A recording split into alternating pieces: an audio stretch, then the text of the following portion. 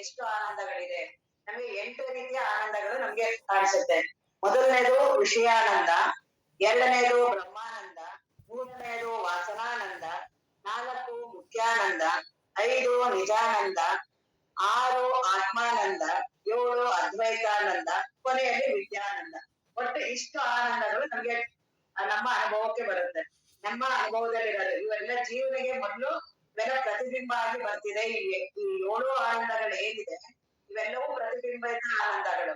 ಆ ನಿಜವಾಗಿ ಕೊನೆಗೆ ವಿದ್ಯಾನಂದ ಇದೆಯಲ್ಲ, ಬ್ರಹ್ಮವಸ್ತುವಿನ ಆನಂದ, ಅದೇ ಆ ಆನಂದನೇ ಇರೋದು ನಮ್ಮ ಸ್ವಭಾವ. ಇವುಗಳೆಲ್ಲ ನಮ್ಗೆ ಪ್ರತಿಬಿಂಬ ಆಗ್ತಿರೋದ್ರಿಂದ ನಮ್ಗೆ ಇವುಗಳಿಂದ ನಮ್ಗೆ ಆನಂದ ಅಂತ ನಮ್ಗೆ ಅನಿಸ್ತದೆ. ಅವ್ರು ಒಂದೊಂದನ್ನ ಅದನ್ನ ಬಿಡಿಸ್ತಾ ಹೋಗ್ತಾರೆ. ರಾಗ ವಿಷಯ ಸಿದ್ಧಿಯಾಗೆ ಸಾತ್ವಿಕ ಬುದ್ಧಿ ಯೋಗದೊಡನೆ ಜೀವ ಭೋಗವೆನಿಸಿ ತೋರ್ಪ. ಇದು ವಿಷಯಾನಂದ ಅಂದ್ರೆ ರಾಗ ವಿಷಯಗಳು, ಹೆಂಡತಿ, ಮಕ್ಕಳು, ದುಡ್ಡು, ಇವೆಲ್ಲವನ್ನು ನಮಗೆ ಮೊದಲು ಅದು ರಾಜಸಗುಣ ಬರುತ್ತೆ. ಮೊದಲು ರಾಜಸಗುಣ ಇರೋದ್ರಿಂದ ಮನಸ್ಸು ಚಂಚಲ ಆಗಿರುತ್ತೆ.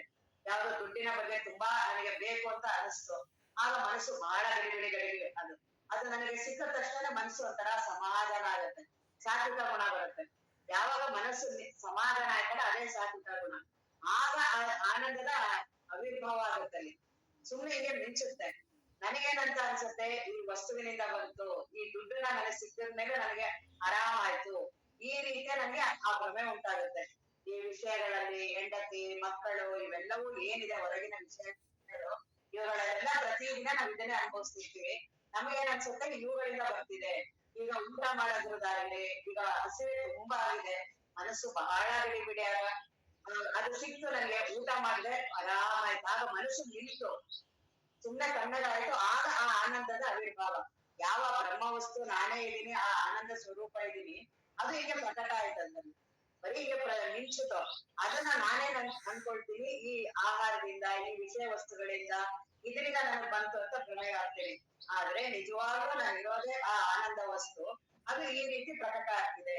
ಮೊದಲು ಯಾವ್ದು ವಿಷಯಾನಂದ, ಈ ರೀತಿ ರಾಗ ವಿಷಯ ಸಿದ್ಧಿಯಾಗೆ ಯಾವ್ದಾದ್ರ ಬಗ್ಗೆ ನನಗೆ ರಾಗವಿದೆ, ಯಾವ್ದ್ರ ಬಗ್ಗೆ ನನಗೆ ವಿಷಯ 5 ವಿಷಯಗಳೇನ್ ಪಂಚ ಜ್ಞಾನೇಂದ್ರಿಯಗಳಾಗ್ಲಿ, ಅದರಿಂದ ನನಗೆ ಏನೇನ್ ಬೇಕು ಅಂತ ಅನಿಸ್ತೀನಲ್ಲ, ರೂಪದ್ದಾಗ್ಲಿ, ನನಗೆ ನೋಡ್ಬೇಕು ಅಂತ ತುಂಬಾ ಅನಿಸ್ತಿತ್ತು, ಅದು ಸಿಗೋವರೆಗೂ ಬಹಳ ಗಡಿಬಿಡಿ. ಅದು ನೋಡಿದ ತಕ್ಷಣ ಆರಾಮಾಯ್ತು, ಅದು ವಸ್ತುವಿನಿಂದ ಬರ್ಲಿಲ್ಲ, ಆ ವ್ಯಕ್ತಿಯಿಂದ ಬರ್ಲಿಲ್ಲ, ಅದು ಅದ್ರದ್ದು ನೋಡಿದ ತಕ್ಷಣ ಮನಸ್ಸು ತಣ್ಣಗಾಯ್ತು. ಆ ಮನಸ್ಸು ಯಾವಾಗ ಸಮಾಧಾನ ಆಯ್ತು, ಸಾತ್ವಿಕ ಗುಣ ಬಂತು, ಆಗ ಆ ಬ್ರಹ್ಮ ವಸ್ತುವಿನ ಆನಂದ ಅಲ್ಲಿ ಪ್ರತಿಬಿಂಬಿಸುತ್ತೆ. ಪ್ರಕಟ ಅದು ಒರಿಜಿನಲ್ ಅಲ್ಲ, ಇಲ್ಲಿಯ ವಸ್ತುಗಳ ಇವುಗಳದಲ್ಲ, ಅಲ್ಲಿ ಸುಮ್ಮನೆ ಪ್ರತಿಬಿಂಬ ಆಗುತ್ತೆ. ಆ ರೀತಿ ನನಗೆ ಆನಂದ ಉಂಟಾಗುತ್ತೆ. ಅದಕ್ಕೆ ವಿಷಯಾನಂದ ಅಂತ ಹೇಳ್ತಾರೆ.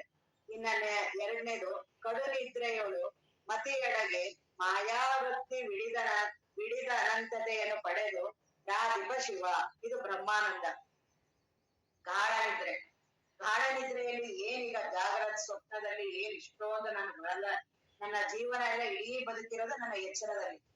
ಈಗ ನಾನು ಈ ವ್ಯಕ್ತಿ ಇದ್ದೀನಿ, ಜೀವ ಇದ್ದೀನಿ, ಹೆಣ್ಣಿದ್ದೀನಿ, ಇಂತ ಮಕ್ಕಳಿದ್ದಾರೆ, ಗಂಡ ಇದ್ದಾನೆ, ಮನೆ ಇದ್ದಾನೆ, ನನ್ನ ದೇಹದ ದುಃಖ, ನನ್ನ ಕರ್ತವ್ಯ ಕರ್ಮಗಳು, ನನ್ನ ಬದುಕಿರೋದೇ ಎಚ್ಚರದಲ್ಲಿ. ಎಷ್ಟೊಂದು ಬಳಲ್ತೀನಲ್ಲ ನಾನು ಇಲ್ಲಿ, ಎಷ್ಟೊಂದು ಹೋರಾಟ ಮಾಡ್ತೀನಲ್ಲ, ಅದನ್ನು ನನಗೆ ಆರಾಮ ಇದ್ದಿದ್ರೆ ನನಗೆ ಸಾಕು ಅಂತ ಅನಿಸ್ಬಾರ್ದಾಗಿತ್ತು. ಆದ್ರೆ ಯಾವಾಗ ನನಗೆ ಮಲ್ಗಕ್ ಹೋದ್ರೇನೆ ನಂಗೆ ಆರಾಮ ಅಂತ ಇದೆ. ಎಷ್ಟೇ ಮಾಡಿದ್ರು ಕೊನೆಗೆ ಬಳಲಿಕೆ ಆಗುತ್ತಲ್ಲ. ಇನ್ನ ತಿರ್ಗಾ ಕನಸಿಗೆ ಹೋಗ್ತೀನಿ, ಅಲ್ಲೂ ಬಳಲ್ತೀನಿ, ಅಲ್ಲೂ ಈ ಎಚ್ಚರದಲ್ಲಿ ಹೇಗೆ ಬಳಲ್ತಾ ಇರ್ತೀನಿ ಹಾಗೆ ಅಲ್ಲೂ ಬಳಲಿಕೆ. ಎರಡು ಏನು ಅಂತ ವ್ಯತ್ಯಾಸ ಇಲ್ಲ. ಇವೆರಡರಲ್ಲೂ ತುಂಬಾ ಬಳಲಿಕೆ. ಇವೆರಡೂ ನನಗೆ ಸಾಕು ಅಂತ ಕಾಡನಿದ್ರೆ ತಾನೇ ಹೋಗುತ್ತೆ. ಈ ಮೂರೂ ಪ್ರಕೃತಿಯ ತಾನೇ ನಡೀತಿರುತ್ತೆ. ನನ್ನ ಕೈ ವಶದಲ್ಲಿಲ್ಲ. ನನಗೆ ಬೇಕಂದ್ರೆ ಎಚ್ಚರ ಮಾಡ್ಕೊಳ್ಳೋದು, ಬೇಡ ಅಂದ್ರೆ ನಿದ್ರೆ ಮಾಡ್ಕೊಳ್ಳೋದು, ಅದನ್ನ ಸ್ವಲ್ಪ ಕ್ರಮವಾಗಿ ಮಾಡ್ಕೋಬಹುದೇ ಹೊರತು ನನಗೆ ಬೇಡ ಒಂದೇ ಅವಸ್ಥೆ ಸಾಕು ಅಂತ ನನ್ಗೆ ಮಾಡ್ಕೊಳಕ್ಕಾಗಲ್ಲ, ಇಲ್ಲ 2 ಅವಸ್ಥೆ ಸಾಕು ಮಾಡ್ಕೊಳಕ್ಕಾಗಲ್ಲ.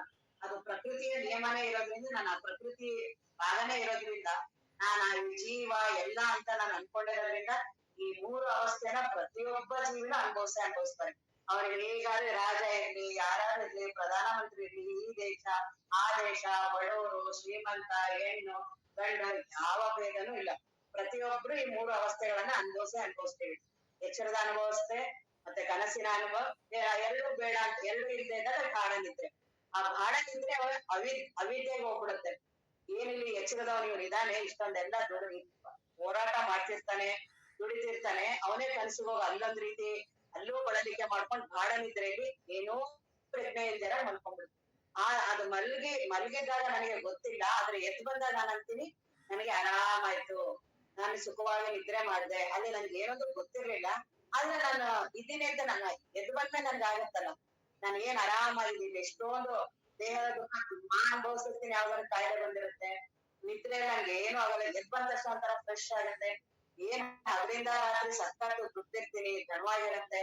ಮಲಗಿ ಎದ್ದು ಬಂದ್ರೆ ನನ್ಗೆ ಏನೋ ಒಂದು ಚೈತನ್ಯ ತಗೊಂಡ್ ಬಂದಂಗೆ, ಏನೋ ನನ್ಗೆ ಚಾರ್ಜ್ ಶಕ್ತಿ ಬಂದಂಗ ಆಗುತ್ತೆ ಅಲ್ಲಿಂದ ನಿದ್ರೆಯಿಂದ. ಅದಕ್ಕೆ ಅದನ್ನ ಬ್ರಹ್ಮಾನಂದ ಅಂತ ಅಂತಾರೆ ಅದನ್ನ. ಆ ಗಾಢ ನಿದ್ರೆಯಲ್ಲಿ ಏನ್ ಅನುಭವಿಸ್ತೀವಲ್ಲ, ಅದು ನಾವು ಹೊರಗಿನ ಎಷ್ಟೇ ಸಾಧನ ಮಾಡಿದ್ರು ಆ ತರ ಬರೋದಕ್ಕೆ ಕಷ್ಟ. ಆ ನಿದ್ರೆಯ ಅನುಭವ ಏನಿದೆಯಲ್ಲ, ಅಲ್ಲಿ ನಾನನ್ನೋದು ಒಂದ್ ಸ್ವಲ್ಪ ಪ್ರಜ್ಞೆ ಬಂದಿದ್ರೆ ಅದೇ ಬ್ರಹ್ಮಜ್ಞಾನ. ಆದ್ರೆ ಅದು ಎಷ್ಟು ಗಾಢ ನಿದ್ರೆ ಎಷ್ಟು ಶ್ರೇಷ್ಠ ಅಂದ್ರೆ, ಪ್ರತಿಯೊಬ್ಬರು ಡಾಕ್ಟರ್ಗಳು ಅದನ್ನೇ ಹೇಳೋದು, ಅವ್ನ ಏನಾದ್ರು ತುಂಬಾ ಮಾನಸಿಕ ಆಗಿದ್ದಾನೆ, ಏನಾದ್ರು ಕಾಯಿಲೆ ಆಗಿದ್ರೆ ಅವ್ರಿಗೆ ನಿದ್ರೆ ಕೊಡ್ತಾರೆ, ಮಾತ್ರೆ ಕೊಡ್ತಾರೆ, ಇಲ್ಲ ಅಷ್ಟು ಶ್ರೇಷ್ಠ ನಿದ್ರೆ ಅಂತ. ಇವೆಲ್ಲವೂ ಏನಿಲ್ಲ, ಸುಮ್ನೆ ಇವನು ತಾನೇ ಭಾವಿಸಿ ಹೋರಾಟ ಮಾಡಿ, ಏನ್ ತುಂಬಾ ಹೋರಾಟ ಮಾಡ್ತಿರ್ತಾನಲ್ಲ, ನಿದ್ರೆಗೆ ಹೋದ್ರೇನೆ ಇವನು ಆರಾಮಾಗೋದು. ಇದು ಎಷ್ಟೇ ದೊಡ್ಡ ಶ್ರೇಷ್ಠ ಪಂಡಿತ ಇರ್ಲಿ, ಏನಾರು ಅಧ್ಯಯನ ಮಾಡಿರ್ಲಿ, ಏನಾರು ಸಾಧನೆ ಮಾಡಿರ್ಲಿ, ಎಂತದೇ ಇವನ ನಿದ್ದೆ ಮಾಡ್ಲೇಬೇಕು. ಅವ್ನು ನಿದ್ದೆ ಮಾಡಿದಾಗ್ಲೇ ಆರಾಮಾಗೋದು. ನಿದ್ರೆ ಅದಕ್ಕೆ ಬ್ರಹ್ಮಾನಂದದಷ್ಟು ಶ್ರೇಷ್ಠ. ಯಾಕೆಂದ್ರೆ ಈ ವ್ಯಕ್ತಿಗೆ ಯಾವ ಭಾನವೂ ಇಲ್ಲ.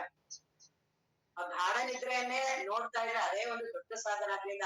ಸಾಕ್ಷಿ ಅನುಭವ ಬಹಳ ಸುಲಭ, ಬ್ರಹ್ಮಾನಂದದ ಅನುಭವ ಬಹಳ ಸುಲಭ. ಆ ನಿದ್ರೆಯ ಅನುಭವದಲ್ಲಿ ಏನಿದೆ, ಇಡೀ ಎಚ್ಚರದ ಯಾವ ಅನುಭವವೂ ಇಲ್ಲ ನನಗೆ. ಇಡೀ ದೇಹದ ಅನುಭವ ಇಲ್ಲ, ಮನಸ್ಸಿನ ಅನುಭವ ಇಲ್ಲ, ಈ ಭಾವದ ಅನುಭವ ಇಲ್ಲ, ಈ ನಾನು ಅಂತ ಏನ್ ಅಹಂಕಾರ ವೃತ್ತಿಯಾಗಿದ್ದೀನಿ ಇದರ ಒಂದು ಚೂರೂ ಅನುಭವ ಇಲ್ಲ ನನಗೆ. ಎಲ್ಲಿ ಮಲಗಿದ್ದೀನಿ ಅನ್ನೋ ಅನುಭವ ಇಲ್ಲ, ಉಸಿರಾಟದ ಅನುಭವ ಇಲ್ಲ, ಹಸಿವೆ ವಿಷಯಗಳ ಅನುಭವ ಇಲ್ಲ, ಕಾಯಿಲೆ ಇಲ್ಲೆಲ್ಲ ಏನೇನ್ ಇರ್ತಿದ್ರೆ ಯಾವುದರ ಅನುಭವವೂ ಇಲ್ಲ. ಇಡೀ ವ್ಯಕ್ತಿಯ ಅನುಭವ ಇಲ್ಲ. ಇಡೀ ವ್ಯಕ್ತಿ ಒಂದು ಚೂರ ಉಳ್ಕೊಂಡಿದ್ದಾನೆ ಅಂದ್ರೆ ಅದು ಕನ್ಸಿರುತ್ತೆ, ಇಲ್ಲ ಅದು ಮನಸ್ಸಿನ ವೃತ್ತಿಗಳಿರುತ್ತೆ ಹೊರತು ಅದು ಗಾಢ ನಿದ್ರೆ ಇಲ್ಲ. ಗಾಢ ನಿದ್ರೆ ಅಂದ್ರೆ ಇಡೀ ವ್ಯಕ್ತಿ ಪೂರ್ತಿ ಒಂದು ಚೂರು ಇರಬಾರ್ದು, ಅವಾಗ್ಲೇ ಗಾಢ ನಿದ್ರೆ. ಆ ಗಾಢ ನಿದ್ರೆ ಬ್ರಹ್ಮಾನಂದದ ಅನುಭವಕ್ಕೆ ಸಮ. ಈ ರೀತಿ ಧ್ಯಾನದಲ್ಲೂ ಬರೋದು ಬಹಳ ಕಷ್ಟ. ವ್ಯಕ್ತಿಯಾಗಿ ನಾನು ಏನ್ ಧ್ಯಾನ ಮಾಡ್ತಿರ್ತೀನಿ, ಆಗ ಇನ್ನೂ ನಾನು ಅಂತ ಇದ್ದೇ ಇರುತ್ತೆ ಅದ್ರಲ್ಲಿ ಎದುರುಗಡೆ ಇರುವ ಒಂದು ವಸ್ತು, ನಾನು ವಿಷಯ ಎರಡೂ ಇರುತ್ತೆ. ಅಲ್ಲಿ ಸುಖ ದುಃಖ ಎರಡೂ ಉಂಟಾಗ್ತಿರುತ್ತೆ. ಕಾಣಿಸ್ತಿಲ್ಲ, ದೇವ್ರು ಕಾಣಿಸ್ದ, ಎದುರುಗಡೆ ಇರೋದು ನನ್ಗೆ ಏಕಾಗ್ರತೆ ಬಂದಿಲ್ಲ, ಒಟ್ಟು ಸುಖ ದುಃಖ. ಧ್ಯಾನದಲ್ಲಿ ಎಷ್ಟೇ ಮನಸ್ಸು ಏಕಾಗ್ರತೆ ಆಗಿ ಎಷ್ಟೇ ಇದಾಗಿದ್ರು ಆ ನಾನನ್ನೋದು ಎಲ್ಲಿವರೆಗೂ ಇರುತ್ತೋ ಅಲ್ಲಿವರೆಗೂ ಆ ದುಃಖ ಇದ್ದೇ ಇರುತ್ತದೆ. ಮನಸ್ಸಿನ ಒಯ್ದಾಟ, ಅಲೆಗಳು, ವೃತ್ತಿಗಳು ಸೂಕ್ಷ್ಮ ರೂಪದಲ್ಲೂ ಇರುತ್ತೆ. ಅದಕ್ಕೆ ಧ್ಯಾನಕ್ಕಿಂತಲೂ ಮಿಗಿಲಾಗಿ ಗಾಢ ನಿದ್ರೆ ಶ್ರೇಷ್ಠ. ಗಾಢ ನಿದ್ರೆಯಲ್ಲಿ ಯಾವ ಮನಸ್ಸಿನ ಒಂದು ಚೂರು ಇಲ್ಲ ಅಂತದ್ದು ಸ್ಪರ್ಶ. ಅದಕ್ಕೆ ಅದನ್ನ ಬ್ರಹ್ಮಾನಂದ. ಮೊದಲನೇದು ವಿಷಯಾನಂದ. ಎಲ್ಲಾ ವಿಷಯ ವಸ್ತುಗಳು ಇವುಗಳೆಲ್ಲ ಸಿಕ್ಕದಾಗ ನನಗೆ ಏನು ಒಂದು ರೀತಿ ಮನಸ್ಸಿಗೆ ಸಮಾಧಾನ ಆಗುತ್ತಲ್ಲ, ಅದಕ್ಕೆ ಅಷ್ಟು ಹೋರಾಟ ಮಾಡ್ತಿರ್ತೀನಿ. ನನಗೆ ಏನ್ ಭ್ರಮೆ ಆಗಿದೆ, ವ್ಯಕ್ತಿಗಳಿಂದ, ವಸ್ತುಗಳಿಂದ, ಇವುಗಳಿಂದ ನನಗೆ ಆನಂದ. ಹೆಂಡತಿ ಇದ್ರೆ ನನಗೆ ಆನಂದ, ಗಂಡ ಇದ್ರೆ ಆನಂದ, ಅವ್ರ ವಸ್ತುಗಳಿದ್ರೆ ಆನಂದ, ವಸ್ತ್ರ ಒಡವೆಗಳು ಇವೆಲ್ಲವೂ, ಅಧಿಕಾರ ಇವೆಲ್ಲ ಇದ್ರೆ ಆನಂದ ಅಂತ ಅನಿಸ್ತಿದೆ. ಆದರೆ ಅವೆಲ್ಲವೂ ಸಿಕ್ಕಾಗ ನನ್ನ ಮನಸ್ಸು ಒಂದು ಕ್ಷಣ ಆರಾಮಾಗುತ್ತೆ, ಸಾತ್ವಿಕ ಗುಣಕ್ ಬರುತ್ತೆ. ಸುಮ್ನೆ ಮನಸ್ಸಿಗೆ ನಿಲ್ಲುತ್ತೆ. ನಿಂತಾಗ ಒಳಗಿರುವ ಆನಂದ ಪ್ರಕಟ ಆಗೋದು. ನನಗೇನ್ ಅನ್ಸುತ್ತೆ, ಓ ಇವ್ರು ಬಂದಿದ್ದಕ್ಕೆ ನನ್ಗೆ ಸಮಾಧಾನ ಆಯ್ತು, ನಾನ್ ಹೇಳಿದ್ದಕ್ಕೆ ಇವ್ರಿಗೆ ನನ್ ಸಮಾಧಾನ ಆಯ್ತು, ನನ್ ಮಾತ್ ಕೇಳಿದಕ್ಕೆ ಇವ್ರಿಗೆ ಸಮಾಧಾನ ಆಯ್ತು, ನನ್ನಿಂದ ಇಡೀ ಮನೆ ಕುಟುಂಬ ಅಂತೆಲ್ಲ ಏನ್ ಇರ್ತೀನಲ್ಲ ವ್ಯಕ್ತಿ ಅಂತ, ನನ್ನ ಯಜಮಾನ ನಾನು ಅಂತೆಲ್ಲ ನನಗೆ ಯಾವಾಗ ಸಮಾಧಾನ ಆಗೋದು, ಹೆಂಡತಿ ಚೆನ್ನಾಗಾದ್ರೆ ನನಗ್ ಸಮಾಧಾನ. ಅಂದ್ರೆ ಅವ್ರು ನನ್ ಮಾತು ಕೇಳಿದಾಗ ನನ್ನ ಮನಸ್ಸು ತಣ್ಣಗಾಗತ್ತೆ, ಆಗ ನನ್ನಲ್ಲಿರುವ ಆನಂದ ಪ್ರಕಟ ಆಗುತ್ತೆ. ನನಗೆ ದುಡ್ಡಿನ ತುಂಬಾ ಅಪಹಾಪಿ ಆಗಿದೆ, ತುಂಬಾ ಸಮಸ್ಯೆ ಆಗಿದೆ, ದುಡ್ಡಿನಲ್ಲಿ ಇಲ್ಲ ಆನಂದ. ಅದು ನನಗ್ ಬಂದ ತಕ್ಷಣ ಮನಸ್ಸು ನಿಲ್ಲತ್ತಿಗೆ ಸ್ವಲ್ಪ ತಣ್ಣಗಾದ ತಕ್ಷಣ ಒಳಗಡೆ ಪ್ರಕಟ ಆಗುತ್ತೆ. ಅದ್ ಯಾವಾಗ್ಲೂ ಇಲ್ಲ, ಬರೀ ಒಂದು ಕ್ಷಣ ಆಗಿರುತ್ತೆ. ಆದ್ರೆ ಅದರ ನೆನಪು ನನಗೇನ್ ಮಾಡ್ಸುತ್ತೆ, ದೀರ್ಘವಾಗಿದೆ. ನನಗೆ ಆ ಅನುಭವ ದೀರ್ಘ ಆಗಿದೆ. ಊಟದ್ದಾಗ್ಲಿ ಯಾವುದೇ ಆಗ್ಲಿ ಎಲ್ಲವೂ ಕ್ಷಣ ಕ್ಷಣ ಕ್ಷಣ ಇದೆ. ಆ ಜಿಡ್ಡು ಕೃಷ್ಣಮೂರ್ತಿ ಅವರೆಲ್ಲ ಅದನ್ನೇ ಹೇಳೋದು, ಇಡೀ ನಮ್ಮ ಬದುಕೇನಿದೆ ಅನ್ನುವ ಬರೀ ಕ್ಷಣ. ನನ್ನ ಏನ್ ಬದುಕಿದೆ, ಉಸಿರಾಟ ಇದೆ, ಒಂದೇ ಕ್ಷಣ. ಈ ತಗೋತೀನಲ್ಲ ಅಷ್ಟು, ತಿರ್ಗಾ ಇನ್ನ ನೆಕ್ಸ್ಟ್ ಮುಂದಿನ ಕ್ಷಣಕ್ಕೆ ಹೋಗುತ್ತೆ. ಕ್ಷಣ ಕ್ಷಣ ಕ್ಷಣ ನನ್ನ ಜೀವನ ಇದೆ. ನಾನು ಅದರ ನೆನಪುಗಳನ್ನೇ ಜೀವನ ಅಂತ ತಿಳ್ಕೊತೀನಿ. ಈಗ ನಾನು ಊಟ ಮಾಡಿದೆ, ಯಾವುದೋ ನನಗೆ ತುಂಬಾ ಇಷ್ಟವಾದ ತಿಂದೆ ತಕ್ಷಣ ನನಗೆ ಆರಾಮ ಆಯ್ತಲ್ಲ, ಆ ಒಂದು ಕ್ಷಣದಲ್ಲಿ ಮಾತ್ರ ಇರುತ್ತೆ. ಮುಂದೆ ಆಮೇಲೆ ಏನಿರೋದು ಅದ್ರ ನೆನಪು. ಈಗ ಟೀ ನಾನು ಕುಡಿದ್ನಲ್ಲ, ಕುಡಿದು ನನ್ನ ನಾಲ್ಗೆ ಮೇಲೆ ಅದು ಬಂದಾಗ ಏನ್ ಆ ಕ್ಷಣ ಇರ್ತಲ್ಲ ಆಗ ಮಾತ್ರ ಇರುತ್ತೆ, ಅದು ಒಳಗಡೆ ಹೋದ್ಮೇಲೆ ಇರೋದಿಲ್ಲ. ಅದ್ರ ನೆನಪು ಇರುತ್ತಲ್ಲ ಅದು ನನ್ನೆಲ್ಲ ಸಂಸ್ಕಾರಕ್ಕೆ ಒಳಗಾಡುತ್ತೆ. ತಿರ್ಗಾ ಆ ನೆನಪು ಜ್ಞಾಪಕ ಮಾಡುತ್ತೆ ಆ ರುಚಿಯನ್ನ. ಆ ನೆನಪೇ ನನ್ನ ಬದುಕು. ನನ್ನ ಅನುಭವದಲ್ಲಿ ನಾನು ಬದುಕೋದೇ ಇಲ್ಲ. ಯಾರು ಅನುಭವದಲ್ಲಿ ವರ್ತಮಾನ ಕಾಲದಲ್ಲಿ ಇರ್ತೋ ಅವ್ರು ತೃಪ್ತಿ ಆಗಲ್ಲ. ನನ್ನ ಮನಸ್ಸು ಯಾವಾಗ್ಲೂ ಭೂತಕಾಲದಲ್ಲಿ ಇರುತ್ತೆ, ಇಲ್ಲ ಭವಿಷ್ಯತ್ ಕಾಲದಲ್ಲಿ ಇರುತ್ತೆ. ಹಾಗಾಗಿ ನಾನು ಬಹಳ ದುಃಖಿ ಆಗೋದು ಅದೇ, ನನ್ನ ವರ್ತಮಾನ ಕಾಲದಲ್ಲಿ ಇರೋದಕ್ಕೆ ಬಿಡೋದಿಲ್ಲ. ಸಂಸ್ಕಾರಗಳ ರೂಢಿಯಾಗಿದೆ. ಯಾವಾಗ ನಾನು ವರ್ತಮಾನ ಕಾಲದಲ್ಲೇ ನಾನು ಇರ್ತೀನಿ ಆಗ ನಾನು ತುಂಬಾ ಆರಾಮ್ ಇರ್ತೀನಿ. ಈ ನೆನಪುಗಳು ಎಂದು ನೆನಪು, ಈ ಮುಂದಿನ ನೆನಪಿಂದನೇ ನನ್ನ ಜೀವನ ಸಾಗಿಸ್ತಿರ್ತೀನಿ. ಅದಕ್ಕೆ ನಾನು ದುಃಖಿ ಆಗೋದು. ಆ ವಿಷಯಾನಂದ ಅನ್ನೋದು ಅದರಿಂದನೇ. ಆ ವ್ಯಕ್ತಿಗಳು ಅದೆಲ್ಲ ಒಂದೇ ಕ್ಷಣ ಬಂದಾಗ ಮನಸ್ಸಿಗೆ ಸಮಾಧಾನ ಆಗುತ್ತೆ. ನಾನು ಆ ವ್ಯಕ್ತಿಗಳಿಂದ ಇವ್ರುಗಳಿಂದ ಅಂತ ನಾನು ಭಾವಿಸ್ತೀನಿ. ಅವೆಲ್ಲವೂ ಕ್ರಮೆಯಿಂದ ನಾನು ಕಲ್ಪನೆ ಮಾಡ್ತೀನಿ, ಅವುಗಳಿಂದ ಇರಲ್ಲ. ನನ್ನೊಳಗಿರುವ ಆನಂದ ನಾನಿರುವ ಬ್ರಹ್ಮ ವಸ್ತುವಿನಿಂದನೇ ಪ್ರಕಟ ಆಗೋದು. ಆ ಇದ್ರದ್ದು ಹೇಳ್ತಾರಲ್ಲ ಚಿಂತೆನೋ ಇದು, ಅದ್ರೊಳಗಡೆನೆ ನಾಭಿ ಒಳಗಡೆನೆ ಇದಿತ್ತು ಕಸ್ತೂರಿ ಮೃಗ, ಅದರ ನಾಭಿ ಒಳಗಡೆನೆ ಆ ಬ್ರಹ್ಮ ಇರುತ್ತಂತದ್ದು ಕಸ್ತೂರಿ ಮೃಗದ್ದು. ಬಹಳ ವಿಪರೀತ ಘಮ. ಅದು ಹುಡುಕಕ್ಕೆ ಓಡುತ್ತೆ ಓಡುತ್ತೆ, ಕಾಡಲ್ಲಿ ವಿಪರೀತವಾಗಿ ಓಡುತ್ತೆ. ಅದು ಎಷ್ಟು ಓಡ್ತಾ ಇರುತ್ತೆ ಅಷ್ಟು ಆ ಬಿಸಿಲಿಗೆ ಅದು ಇನ್ನು ಜಿನುತ್ತಾ ಇನ್ನೂ ಜಾಸ್ತಿ ಘಮ ಬರ್ತಿರುತ್ತೆ. ಅದು ಇನ್ನು ಏನೋ ಮುಂದೆ ಏನೋ ಹೊರಗಡೆ ಹೊರಗಡೆ ಹೊರಗಡೆ ಅಂತ ಓಡ್ತಾನೆ ಇರುತ್ತೆ. ಕೊನೆ ಸುಸ್ತಾಗಿ ಮಲಗಿ ತಾನೇಗೆ ಮುಖ ಮಾಡುತ್ತಂತೆ ಒಬ್ಳ ಕಡೆ. ಆ ತನ್ನೊಳಗೆ ಇರುತ್ತಂತೆ ಅದು ಘಮ. ಆ ಘಮದ್ದು ಅದು ಗೊತ್ತಿಲ್ಲ ಹೊರಗಡೆ ಎಲ್ಲೋ ಇಲ್ಲೋ ಅಂತ ಆ ಘಮಕ್ಕೆ ಇದಕ್ಕೆ ಅದಕ್ಕೆ ತಡ್ಕೊಳಕ್ಕಂತ ಅಷ್ಟು ಓಡ್ತಾ ಇರುತ್ತೆ, ಉಚ್ಚೆಟ್ಟು ಓಡ್ತಿರುತ್ತೆ. ಅದು ಕೊನೆಗೆ ಸಿಗೋದೇ ಇಲ್ಲ. ಅದು ತನ್ನೊಳಗ್ ಬತ್ ನೋಡಕ್ಕೆ ಗೊತ್ತಾಗೋದಿಲ್ಲ. ಹೊರಗಡೆ ಹೊರಗಡೆ ಹುಡುಕಿ ಹುಡುಕಿ ಕೊನೆಗೆ ಗಣವಾಗಿ ವಾಪಸ್ಸು ಮಲಗತ್ತಲ್ಲ, ಆ ಮುಖಾನ ತನ್ನ ಒಕ್ಕಲ ಕಡೆ ಮಾಡಿದಾಗ ಓ ನನ್ನೊಳಗೆ ಇದೆ ಅದು. ಹಾಗೆ ಈ ಆನಂದಗಳೆಲ್ಲ ಏನು ನನ್ನ ಬದುಕು, ನನ್ನ ಇದು, ನನ್ನ ಹೆಂಡತಿ ಇವೆಲ್ಲ ಈ ಇಷ್ಟೊಂದು ಈ ಜಾಗೃತ ಪ್ರಪಂಚ, ಈ ಎಚ್ಚರದಲ್ಲಿ ನಾನೆಲ್ಲ ಮಾಡ್ತಿದ್ದೀನಲ್ಲ ಅವೆಲ್ಲದ್ರಿಂದ ಆನಂದ ಆನಂದ ನನಗೆಲ್ಲ ಸುಖ ಬೇರೆ ಆನಂದ ಬೇರೆ. ಈ ಸುಖ ಇವೆಲ್ಲವೂ ನನ್ನನ್ನು ದುಃಖಕ್ಕೆ ಈಡು ಮಾಡುತ್ತೆ. ಅವು ಮೋಹ ಮಮಕಾರಗಳಿಂದ ಬರುತ್ತೆ. ಆನಂದ ಆಗಲ್ಲ. ಆನಂದ ಯಾವಾಗ್ಲೂ ತಣ್ಣ ಮಾಡುತ್ತೆ. ಆನಂದ ಆರಾಮ್ ಇರುತ್ತೆ, ಅದು ತೃಪ್ತಿ ಇರುತ್ತೆ ಆನಂದದಲ್ಲಿ. ನಾವು ಸುಖ ಬೇರೆ, ಈ ಇದನ್ ಬೇರೆ. ವಿಷಯ ವಸ್ತುಗಳಿಂದ ಇವೆಲ್ಲವೂ ಸಿಗೋದು ಸುಖ, ಅವೆಲ್ಲವೂ ಸುಖಗಳು. ನಿದ್ರೆ ಇದೆಯಲ್ಲ ಅದು ಆನಂದ. ಯಾವ ವಸ್ತುಗಳ ಯಾವ ಹಂಗ ಸುಖನೇ ನನಗೆ ತುಂಬಾ ಚೆನ್ನಾಗ್ ಅನ್ಸಿದ್ರೆ ನಿದ್ರೆ ಬಿಟ್ಬಿಡ್ಬೇಕಾಗಿತ್ತು, ನಿದ್ರೆ ಮಾಡ್ಬಾರ್ದಾಗಿತ್ತು. ಯಾರಿಗೆ ನಿದ್ರೆ ಬರೋದಿರೋ ಅವ್ರ ಮಾನಸಿಕ ಅವ್ರು ಹುಚ್ಚ ಆಗ್ತಾರ, ಅವ್ರು ಭ್ರಮಿಷ್ಠ ಆಗ್ತಾರೆ. ಎಲ್ಲಾ ಅವರು ಎಷ್ಟು ಮನಸ್ಸು ತುಂಬಾ ಬಳಸ್ತೀವಿ ಅಷ್ಟು ನಾನು ದುಃಖಿ ಆಗ್ತೀನಿ. ಎಷ್ಟು ಮನಸ್ಸನ್ನ ನಾನು ಕಡಿಮೆ ಬಳಸ್ತೀನಿ ಅಷ್ಟು ಆರಾಮ್ ಇರ್ತೀನಿ ನಾನು. ಅದಕ್ಕೆ ಯಾರು ತುಂಬಾ ವಿಪರೀತ ಬಳಸಿಲ್ಲ ಅಂತಾರೆ ಅವ್ರ ಮಾನಸಿಕ ವ್ಯಕ್ತಿ ಆಗಿರ್ತಾರೆ. ಅವ್ರಿಗೆ ಗೊತ್ತಾಗಲ್ಲ ನಾನು ತುಂಬಾ ಬುದ್ಧಿ ಓಡಿಸ್ತಿದ್ದೀನಿ, ತುಂಬಾ ಬುದ್ಧಿವಂತ ನಾನು, ಎಲ್ಲವನ್ನೂ ನಿರ್ಣಯಿಸ್ತೀನಿ, ಎಲ್ಲಾ ನಾನ್ ಮಾಡ್ತೀನಿ ಅಂತ ಯಾರು ಮಾಡ್ತಿರ್ತಾರಲ್ಲ ಅವ್ನು ದುಃಖಿ ಇರ್ತಾನೆ. ಏನೋ ಮನಸ್ಸು ಆರಾಮ್ ಇರ್ತಾನಲ್ಲ, ಏನಾಗತ್ ಸ್ವಲ್ಪ ಅಷ್ಟೊಂದು ಬುದ್ಧಿ ಬಳಸಲ್ಲ, ಮನಸ್ಸು ಬಳಸಲ್ಲ, ಅವ್ನು ಆರಾಮ್ ಇರ್ತಾನೆ. ಈ ವ್ಯಕ್ತಿಗಳು ಇವ್ರನ್ನೆಲ್ಲ ಇವ್ರಿಂದ ಅಂತ ತುಂಬಾ ಭ್ರಮೆ ಒಳಗಾಗಿರ್ತಾನಲ್ಲ ಇವನೇ ಅತ್ಯಂತ ದುಃಖಿ. ನನಗೆ ನನ್ ಮಾತು ಕೇಳಿದ್ರೆ ನನಗೆ ಇವ್ರು ಪರಮಾನುಭವ ಬೋಧೆಯಲ್ಲಿ ಯಾಜ್ಞವಲ್ಕ್ಯರು ಹೇಳ್ತಾರೆ ಮೈತ್ರಾದೇವಿಗೆ ಎಲ್ಲ, ನಾನೆಲ್ಲವನ್ನೂ ಏನ್ ಮಾಡ್ತೀನಿ, ಹೆಂಡತಿಗ್ ಮಾಡ್ತೀನಿ, ಮಕ್ಳಿಗ್ ಮಾಡ್ತೀನಿ ಎಲ್ಲಾ ಅಂತೀಯಲ್ಲ, ಅವ್ರಿಗೆ ಅಂತ ನೀನ್ ಏನೂ ಮಾಡ್ತಿಲ್ಲ. ನಿನಗ್ ಖುಷಿ ಆಗತ್ತೆ, ನಿನಗ್ ಖುಷಿ ಆಗೋದ್ರಿಂದ ಅವ್ರೆಲ್ಲರಿಗೂ ಮಾಡೋದು. ಆದ್ರೆ ನಾನು ಎಲ್ಲರಿಗೂ ಹೆಂಗ್ ಹೇಳ್ತೀನಿ, ನಿನ್ಗೋಸ್ಕರನೇ ನಾನ್ ಬದುಕಿರೋದು. ನಾನ್ ಇಲ್ಲಾಂದ್ರೆ ನಾನ್ ಒಬ್ರೇ ಆಗಿದ್ರೆ ನಾನು ಹೆಂಗಾರು ಬದುಕ್ತಿದ್ದೆ. ಹೆಂಡತಿ ಮಕ್ಳು, ನಿನ್ಗೆ ಮಗಳಿಗೋಸ್ಕರ ಬದುಕ್ತಾ ಇರೋದು, ನನ್ ಗಂಡನ್ಗೋಸ್ಕರ ಬದುಕ್ತಾ ಇರೋದು, ಹೆಂಡತಿಗೋಸ್ಕರ ಬದುಕ್ತಾ ಇರೋದು. ನನ್ನ ಕರ್ತವ್ಯ ಕರ್ಮಗಳು ಎಲ್ಲಾ ನಿನ್ನ ಭ್ರಮೆಗಳು. ನಿನಗೆ ಅವ್ರಿಗೆಲ್ಲಾರ್ಗು ಮಾಡೋದ್ರಿಂದ ನೀನು ಖುಷಿ ಆಗುತ್ತೆ. ನಿನಗೆ ಮಗ ನಿನ್ ಮಾತ್ ಕೇಳಿದ್ರೆ ನೀನು ಖುಷಿ ಆಗತ್ತೆ. ಮಗ ನೀನ್ ಹೇಳ್ದಂಗೆಲ್ಲ ಮಾಡಿದ್ರೆ ನೀನು ಖುಷಿ ಆಗತ್ತೆ. ನೀನ್ ಅವನು ಬುದ್ಧಿವಾದ ಹೇಳ್ತಿಲ್ಲ, ಅವನ್ ಜೀವನನ ನೀನ್ ಸರಿ ಮಾಡ್ತಿಲ್ಲ, ನಿನ್ಗೆ ಯಾವ ಸಾಮರ್ಥ್ಯವೂ ಇಲ್ಲ. ಎಷ್ಟು ಸುಮ್ನೆ ಒಂದ್ ಸ್ವಲ್ಪ ಹೇಳ್ಬೋದೇ ಹೊರ್ತು ಇಡೀ ಎಲ್ಲಾರ ಬದುಕನ್ನ ನೀನ್ ಸರಿ ಮಾಡ್ತೀನಿ ಅಂತ ನಿಂದೇ ನಿನ್ನ ದೇಹ ನಿನ್ ಮಾತ್ ಕೇಳಲ್ಲ, ನಿನ್ ಮನಸ್ಸೇ ನಿಂದು ಒಂದ್ ಕ್ಷಣ ಮಾತ್ ಕೇಳಲ್ಲ. ನೀನ್ ಎಲ್ಲರಿಗೂ ಉಪದೇಶ ಹೆಂಗ್ ಮಾಡಿದ್ರೆ ಅದಂಗಾಗತ್ತೆ? ಮೊದಲು ನನ್ ಜೊತೆ ಎಲ್ಲಾರು ಬಂದಿದಾರ, ನಾನ್ ಎಲ್ಲಾರ್ನೂ ಕರ್ಕೊಂಡ್ ಬಂದಿದೀನ, ನಾನು ಎಲ್ಲಾರ್ನೂ ಉದ್ಧಾರ ಮಾಡಕ್ಕೆ, ಎಲ್ಲಾರ್ನೂ ಪರಿವರ್ತನೆ ಮಾಡಕ್ಕೆ. ಈ ಸ್ವಲ್ಪ ವಿವೇಕ ಬರ್ಬೇಕು. ನಾನ್ ಬಂದಿರೋದೇನ್ ಎಲ್ಲಾರ್ನೂ ಸರಿ ಮಾಡಕ್ಕೆ, ಸಮಾಜ ಸರಿ ಮಾಡಕ್ಕೆ, ಮನೆಯವ್ರನ್ನೆಲ್ಲ ಸರಿ ಮಾಡಕ್ಕೆ ನನ್ನ ಬದುಕು ಬಂದಿರೋದ? ನನ್ನ ಬದುಕು ಬಂದಿರೋದು ಎಷ್ಟು ಅಮೂಲ್ಯ. ನಾನ್ ಬಂದಿರೋದು ಒಬ್ರೇ ಬಂದಿರೋದು. ನಾನ್ ಸ್ವತಂತ್ರ, ಪ್ರತಿಯೊಬ್ಬರೂ ಸ್ವತಂತ್ರವಾಗಿ ಬಂದಿರೋದು. ಇಲ್ಲಿ ಕರ್ಮದಿಂದನೋ ಅದ್ರಿಂದನೋ ಏನೋ ಎಲ್ಲ ಒಟ್ಟಿಗೆ ಇದೀವಿ. ಹಾಗಂತ ಇಡೀ ನಾವು ಎಲ್ಲಾ ಅವರ ಬದುಕನ್ನ ನಾನೇ ಬದಲಾಯಿಸ್ತೀನಿ, ನನ್ನ ಮೇಲೆ ನಿಂತಿದೆ, ಇವೆಲ್ಲವೂ ಹುಚ್ಚು ಕಲ್ಪನೆ. ಒಂದು ಸೆಕೆಂಡ್ಗೆ, ಒಂದು ಕ್ಷಣಕ್ಕೆ ಏನ್ ಬೇಕಾದ್ರೂ ಆಗ್ಬೋದು. ಕರ್ಮದ ಮೇಲೆ ನಿಂತಿರೋದ್ರಿಂದ ಈ ಬದುಕು ಅಘಟಿತ ಘಟನ, ಏನ್ ಬೇಕಾದ್ರೂ ನಡೆಯುತ್ತೆ. ನೀನೇ ಇಲ್ದಿರಂಗ್ ಆಗ್ಬೋದು. ಏನ್ ಮಾಡ್ತೀಯ ಆಗ? ನೀನೇನ್ ಅವ್ರನ್ ಮಾಡ್ತೀನಿ, ಇದನ್ ಮಾಡ್ತೀನಿ, ಇಂಥದ್ ಮಾಡ್ತೀನಿ, ಕರ್ತವ್ಯ ಕರ್ಮ ಮಾಡ್ಬೇಕು, ಇವೆಲ್ಲವೂ ಏನ್ ತಲೆಗೆ ಹಾಕೊಂಡಿದ್ಯಲ್ಲ, ನೀನೇ ಮರೆಯಾದ್ರೆ ಏನ್ ಮಾಡ್ತೀಯ? ಇವೆಲ್ಲವುಗಳಿಂದ ಆನಂದ ಆನಂದ ಅಂತ ಏನ್ ಭಾವಿಸ್ತಾ ಇದೆಯಲ್ಲ, ಇವೆಲ್ಲದ್ರಿಂದನೂ ಆನಂದ ಇದೆಯಾ? ಈ ವಿಷಯಾನಂದ ಏನು, ಇದಕ್ಕೆ ಇಡೀ ನನ್ನ ಬದುಕೆ ಇದ್ರಲ್ಲೇ ಇರೋದು, ವಿಷಯಾನಂದದಲ್ಲೇ ಇರೋದು. ಇದನ್ ಬಿಟ್ಟು ನನ್ ಬದುಕೇ ಇಲ್ಲ. ಇದಕ್ಕೆ ನನ್ನ ದಿನಪೂರ್ತಿ ಹೋರಾಟ. ಅವ್ರಿಗೋಸ್ಕರ ಇವ್ರಿದ್ರೆ ಸರಿ, ಅದಿದ್ರೆ ಸರಿ, ವಸ್ತುಗಳಿದ್ರೆ ಸರಿ, ವ್ಯಕ್ತಿಗಳಿದ್ರೆ ಸರಿ. ಇವೆಲ್ಲವೂ ಹೌದಾ? ಸ್ವಲ್ಪ ವಿವೇಕ ಮಾಡ್ಬೇಕು. ಬದುಕು ನಂದು ಬಂದಿರೋದು ಹೇಗೆ? ನಾನ್ ಸ್ವತಂತ್ರವಾಗಿ ಬಂದ್ನಲ್ಲ. ನಾನು ಹುಟ್ಟಬೇಕಾದ್ರೆ ಎಲ್ಲಾರು ಒಟ್ಟಿಗೆ ಸೇರಿ ನಾವು ಹುಟ್ಟದ್ವ? ಇಲ್ಲ ಅಪ್ಪ ಅಮ್ಮನ ಕೈಲಾರ ಸಾಮರ್ಥ್ಯ ಇದೆಯಾ? ನನ್ನ ದೇಹದ ಯಾವುದಾದರೂ ಅಂಗಾಂಗಗಳನ್ನ ಮಾಡೋದಕ್ಕೆ ಯಾರಿಗಾರು ಸಾಮರ್ಥ್ಯ ಇದೆಯಾ? ದೇವನ ಕರುಣೆಯಿಂದ, ನನ್ನ ನಿಷ್ಕಾಮ ಕರ್ಮದ ಪುಣ್ಯದಿಂದ ನನ್ನ ಬದುಕು ಬಂದಿದೆ, ಅಪರೂಪವಾಗಿ ಬಂದಿದೆ.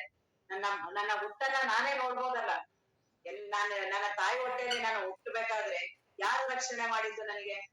ಯಾವುದರ ಹೊರಗಿನ ವಸ್ತುಗಳು, ವ್ಯಕ್ತಿಗಳು ನನ್ನನ್ನ ಮಾಡಿದ್ರು? ನಾನು ಸ್ವಯಂ, ನನಗೆ ದೇವನ ಕರುಣೆಯಿಂದ ನನ್ನ ದೇಹ ಬಂತಲ್ಲ.